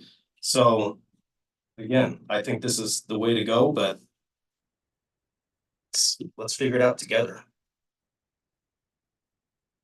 I mean, I pretty much feel the same. I think that the reason why I sit here is because I take my time to make an educated decision, even if that is a quick, firm decision. And that may be the $25 fee, but I don't think putting the pressure on it right now to do that is the most educated, thoughtful decision. I think that if we need to do that, we will know once we see the information we need and we will make that decision then. Okay, Oh, just generally, I'm just thanking everybody for being here and having this discussion. But the city is just impacts of industry. I can't, and it's the result of where we're at. And it's just millions of dollars coming when these people leave. When Armstrong left, it was 700,000 to the sewer fund. It was millions of tax revenue. Cascades is millions of dollars as well. And it's just really, comes home. It just shows you how much industry subsidizes this our city here, and community, not just the city, it's not the citizens and the people that live here and work here. And we'll probably express some other big things that we've been kind of looking at here that are coming, as those come real, we're gonna get back there. We're gonna be able to get them back on the tax rolls, we're gonna get that utility revenue coming in, we're gonna get more money to do more things. Just a challenging time right now. yeah, And it will get better. yep. So, yeah, I came into this just to have an open discussion and I feel we did accomplish this. We started out a little rocky, a little singled out. It is a we, it's not, it's never a me, and this community is about a we. And always will be, I believe. Lived here all my life, you know, what I know is that I want to hear from everybody. I want to hear from all citizens, how this is gonna impact them. I've already had that, and that's why I don't feel comfortable with. But I appreciate the open dialect that we've had here today. And I guess there's been some misunderstanding that I'm not for the police station and trying to steal money, because I'm not. And it's a we, it's not a me, by charter. So I appreciate all our officers and everything they do. I always have, always will. It's a thankless job. You're on the front lines, having to deal with crisis that we have no clue what that is. But I've talked to enough of you and also fire department, and have seen a lot of things that most people shouldn't have to see. And it's unfortunate that nationwide we're in this crisis. It really truly is. It's not gonna get better. I'm glad that we are talking about this, and maybe that's the catalyst. Is talking about what's happening nationally too. It's not just that we're not alone, you know, why St. Helens is going this route. I think that really needs to be a strategy, because it's not a myth. It's not. I'm a numbers guy, that's why I bring them up, you know, I live by numbers, I'm practical. Typically are out there. Washington did that to recruit more, try to get more recruitment. So. Mr. Mayor, we'll take more numbers. You can have another there. You know, that's the thing, you know, we're gonna get through this, we always do, right? We always respectfully, you know, seem to get there. I just, hope that, been a lot said, lot said. Is what I can say. And, didn't have to be that way. So this is a special meeting and you can take action here. There's action items, probably nothing to do with rates because that requires a special hearing. But if you want to give direction on the. So I think Counselor Sunday had a pretty good direction. So would you like to kind of just reiterate? I mean, I appreciate your input there and, I don't even know what I said anymore. I would make a motion that we begin investigating new locations and look at making our current plans fit in those locations. My focus, I think, would be on city-owned properties rather than looking at other options, but that's just me. Second. Well, we need to talk about looking at the incremental versus the immediate $25. Yeah, because it's a fee, fees have a special requirement for hearings. Would you need direction for that, to do that? We can get directions to bring it back to you, yes. Even though we can go ahead and adopt it, we don't have to go through the bond or levy process for voter. We have to have the open public hearing process. It is required. It is absolutely a requirement, and we went through that process. You want to direct staff for more information? Yeah, All day long, yeah. I would be comfortable with that, at least the increment fee, schedule and what that might look like. I can have that to you for the next council meeting. Full 25, incremental, various. You're not gonna be there. I'm See gonna if be possible, there. could we discuss that at the work session? I'll be gone in the evening, but I will be there in the afternoon. And Will you be gone all day? this is I'm not gonna be at the next council regular session. This needs to be heard by you guys especially, okay? When you all show up and not there. Yes, I planned this vacation a long time ago, and I'm actually flying Alaskan Airlines, okay? So we Nice knowing you. I'll be in Florida for 10 days, so I will not be at the next council meeting. It's not that I'm feeling any pressure, that anything like that. I'm always willing to do the work. That's one thing you guys need to understand. Is I'm with you. I'm willing to get and do whatever it takes. I've always been that way. I've always been a hard worker. I'm not afraid to sit and have one-on-one conversations about uncomfortable things, very uncomfortable things. You know, and to make sure that we can get an understanding and come to the other side. My phone is always on. Always. They're not the best way. And I just want to throw that out there, though. I think it was very important that, that you hear that I'm gonna be gone. And, but it's a we, not a me. Can we put a timeline on this process so that we can, She said she could have it by next meeting, which is in a week. okay? Yeah. And so that's referring to the incremental increase, but what about all the rest of the stuff we talked about? I included both the incremental and the 25. Yeah. So what about hiring the officers, or what about continuing the building? Can we put timelines on this stuff, on decisions we can? Go find a location before you start any kind of redesign or anything like that. I would take a decision, like, are we moving forward with the building, or are we reallocating the money to waterfront? Nobody's said for sure that. I would say we'd move forward with the building. I believe that was the motion that Counselor Sundin made, was to, Yeah. Yeah. There's no reallocation, I wish. And it's not the Castor Road project, right? No, that's my opinion, that it's not worth it. And then, so the next council meeting, we'll know, what those numbers look like, yeah? And then make the decision on staffing from there, is that the plan? Yeah, that's what I heard. That's the information that we'll need to make a decision.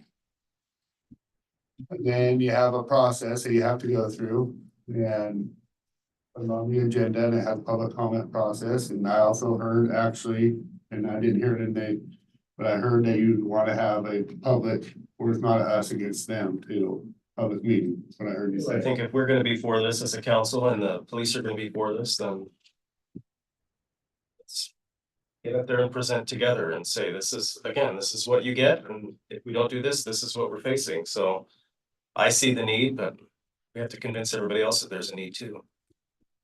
So when we do have that open public comment period, would some of the officers, chief, would you be available? Absolutely. You know, in 2019, we did this. We had many meetings. It was during COVID 2020.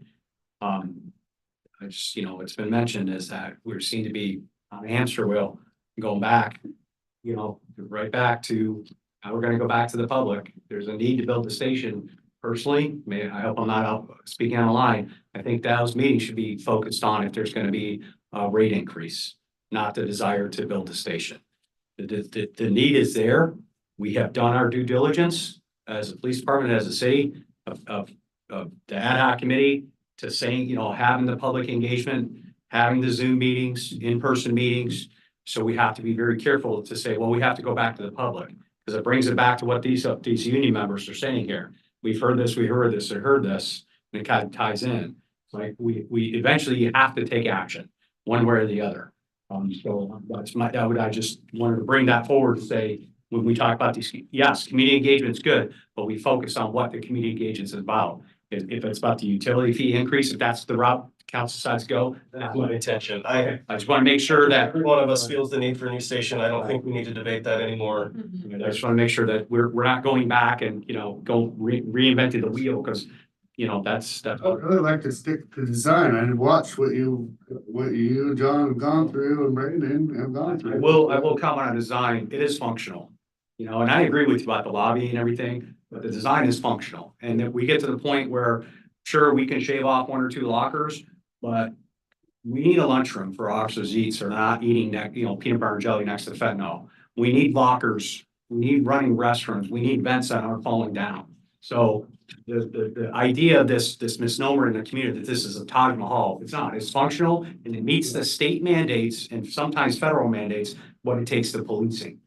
Whether it's evidence security, whether it's how we process evidence, so it's not, I don't want the public out there going, oh, they're getting this big. No, absolutely not. We need certain things that are in that room. Our officers need to be certified in defensive tactics. We need a place to train. So we have to have a room where you get on a mats and roll around. We need evidence processing. We need, interview rooms for victims. This police station is for the community. It's not for the officers. The officers, it's for the victims that come in that was mentioned. The 4 sexual assaults that occurred within the last 7 days, and those victims, our residents, deserve the best that we as city leadership can offer. So I'll get off my soapbox. I just wanted to clarify that when we go to these community engagements, we streamline it to the utility fee and we don't go back to what we spent years, on our little roadshow or whatever you want to call it during the pre-pandemic and pandemic. So. That was my intention. That's what I was proposing. And I will add that in those design meetings, there was a lot that I was comfortable with. I know David Lentz, is that his name? Very knowledgeable, very, there's a lot of stuff I did like, but flower beds. Right. I fully understand. Some of those flower beds served as a vehicle deterrent, just so the public knows, so a vehicle couldn't drive through the station. Some didn't. I mean, there was a lot. I'm 100% with you on the signs. We don't need 2 signs. So anyway, and Casper, I'm with you. It should be on Front Street, wherever it's put that we see. But we also have to have a functionality for the officers who come in and use that to make sure they're able to traverse the city streets so that's, but anyway, I'll just shut up now because it's been a long night and everybody wants to go home. One thought I had around the rates that might be worth contemplating for a minute here is that there's two components to this fee. One of them is the operations side of it, for the facility, and you can have 2 line items, one that shows debt service, it's operations. That might be a way to stack those fees in a way that could result in the same amount, but it offers some transparency about what it is and what it's for. I think that's not a bad idea with everything that happened with Portland. I don't think that's a bad idea, no matter what that is. People understand there's different, and we also need to talk about Gloria on this is why and how it's not as expensive as it would be to go for a levy or a bond and just add it to the water bill. Because most people don't understand that the amount of work and the different ratios, because it's pretty significant. To pay for 13 million costs us what, about probably $11 because it doesn't quite meet, maybe $11.50, right? The 10 doesn't quite meet that, right? The 10 does. It does, just right at. The 10 meets it. Just yeah. right at. But if we were to try to bond that, it would be probably, I'm guessing $13. Yes, it's close to that.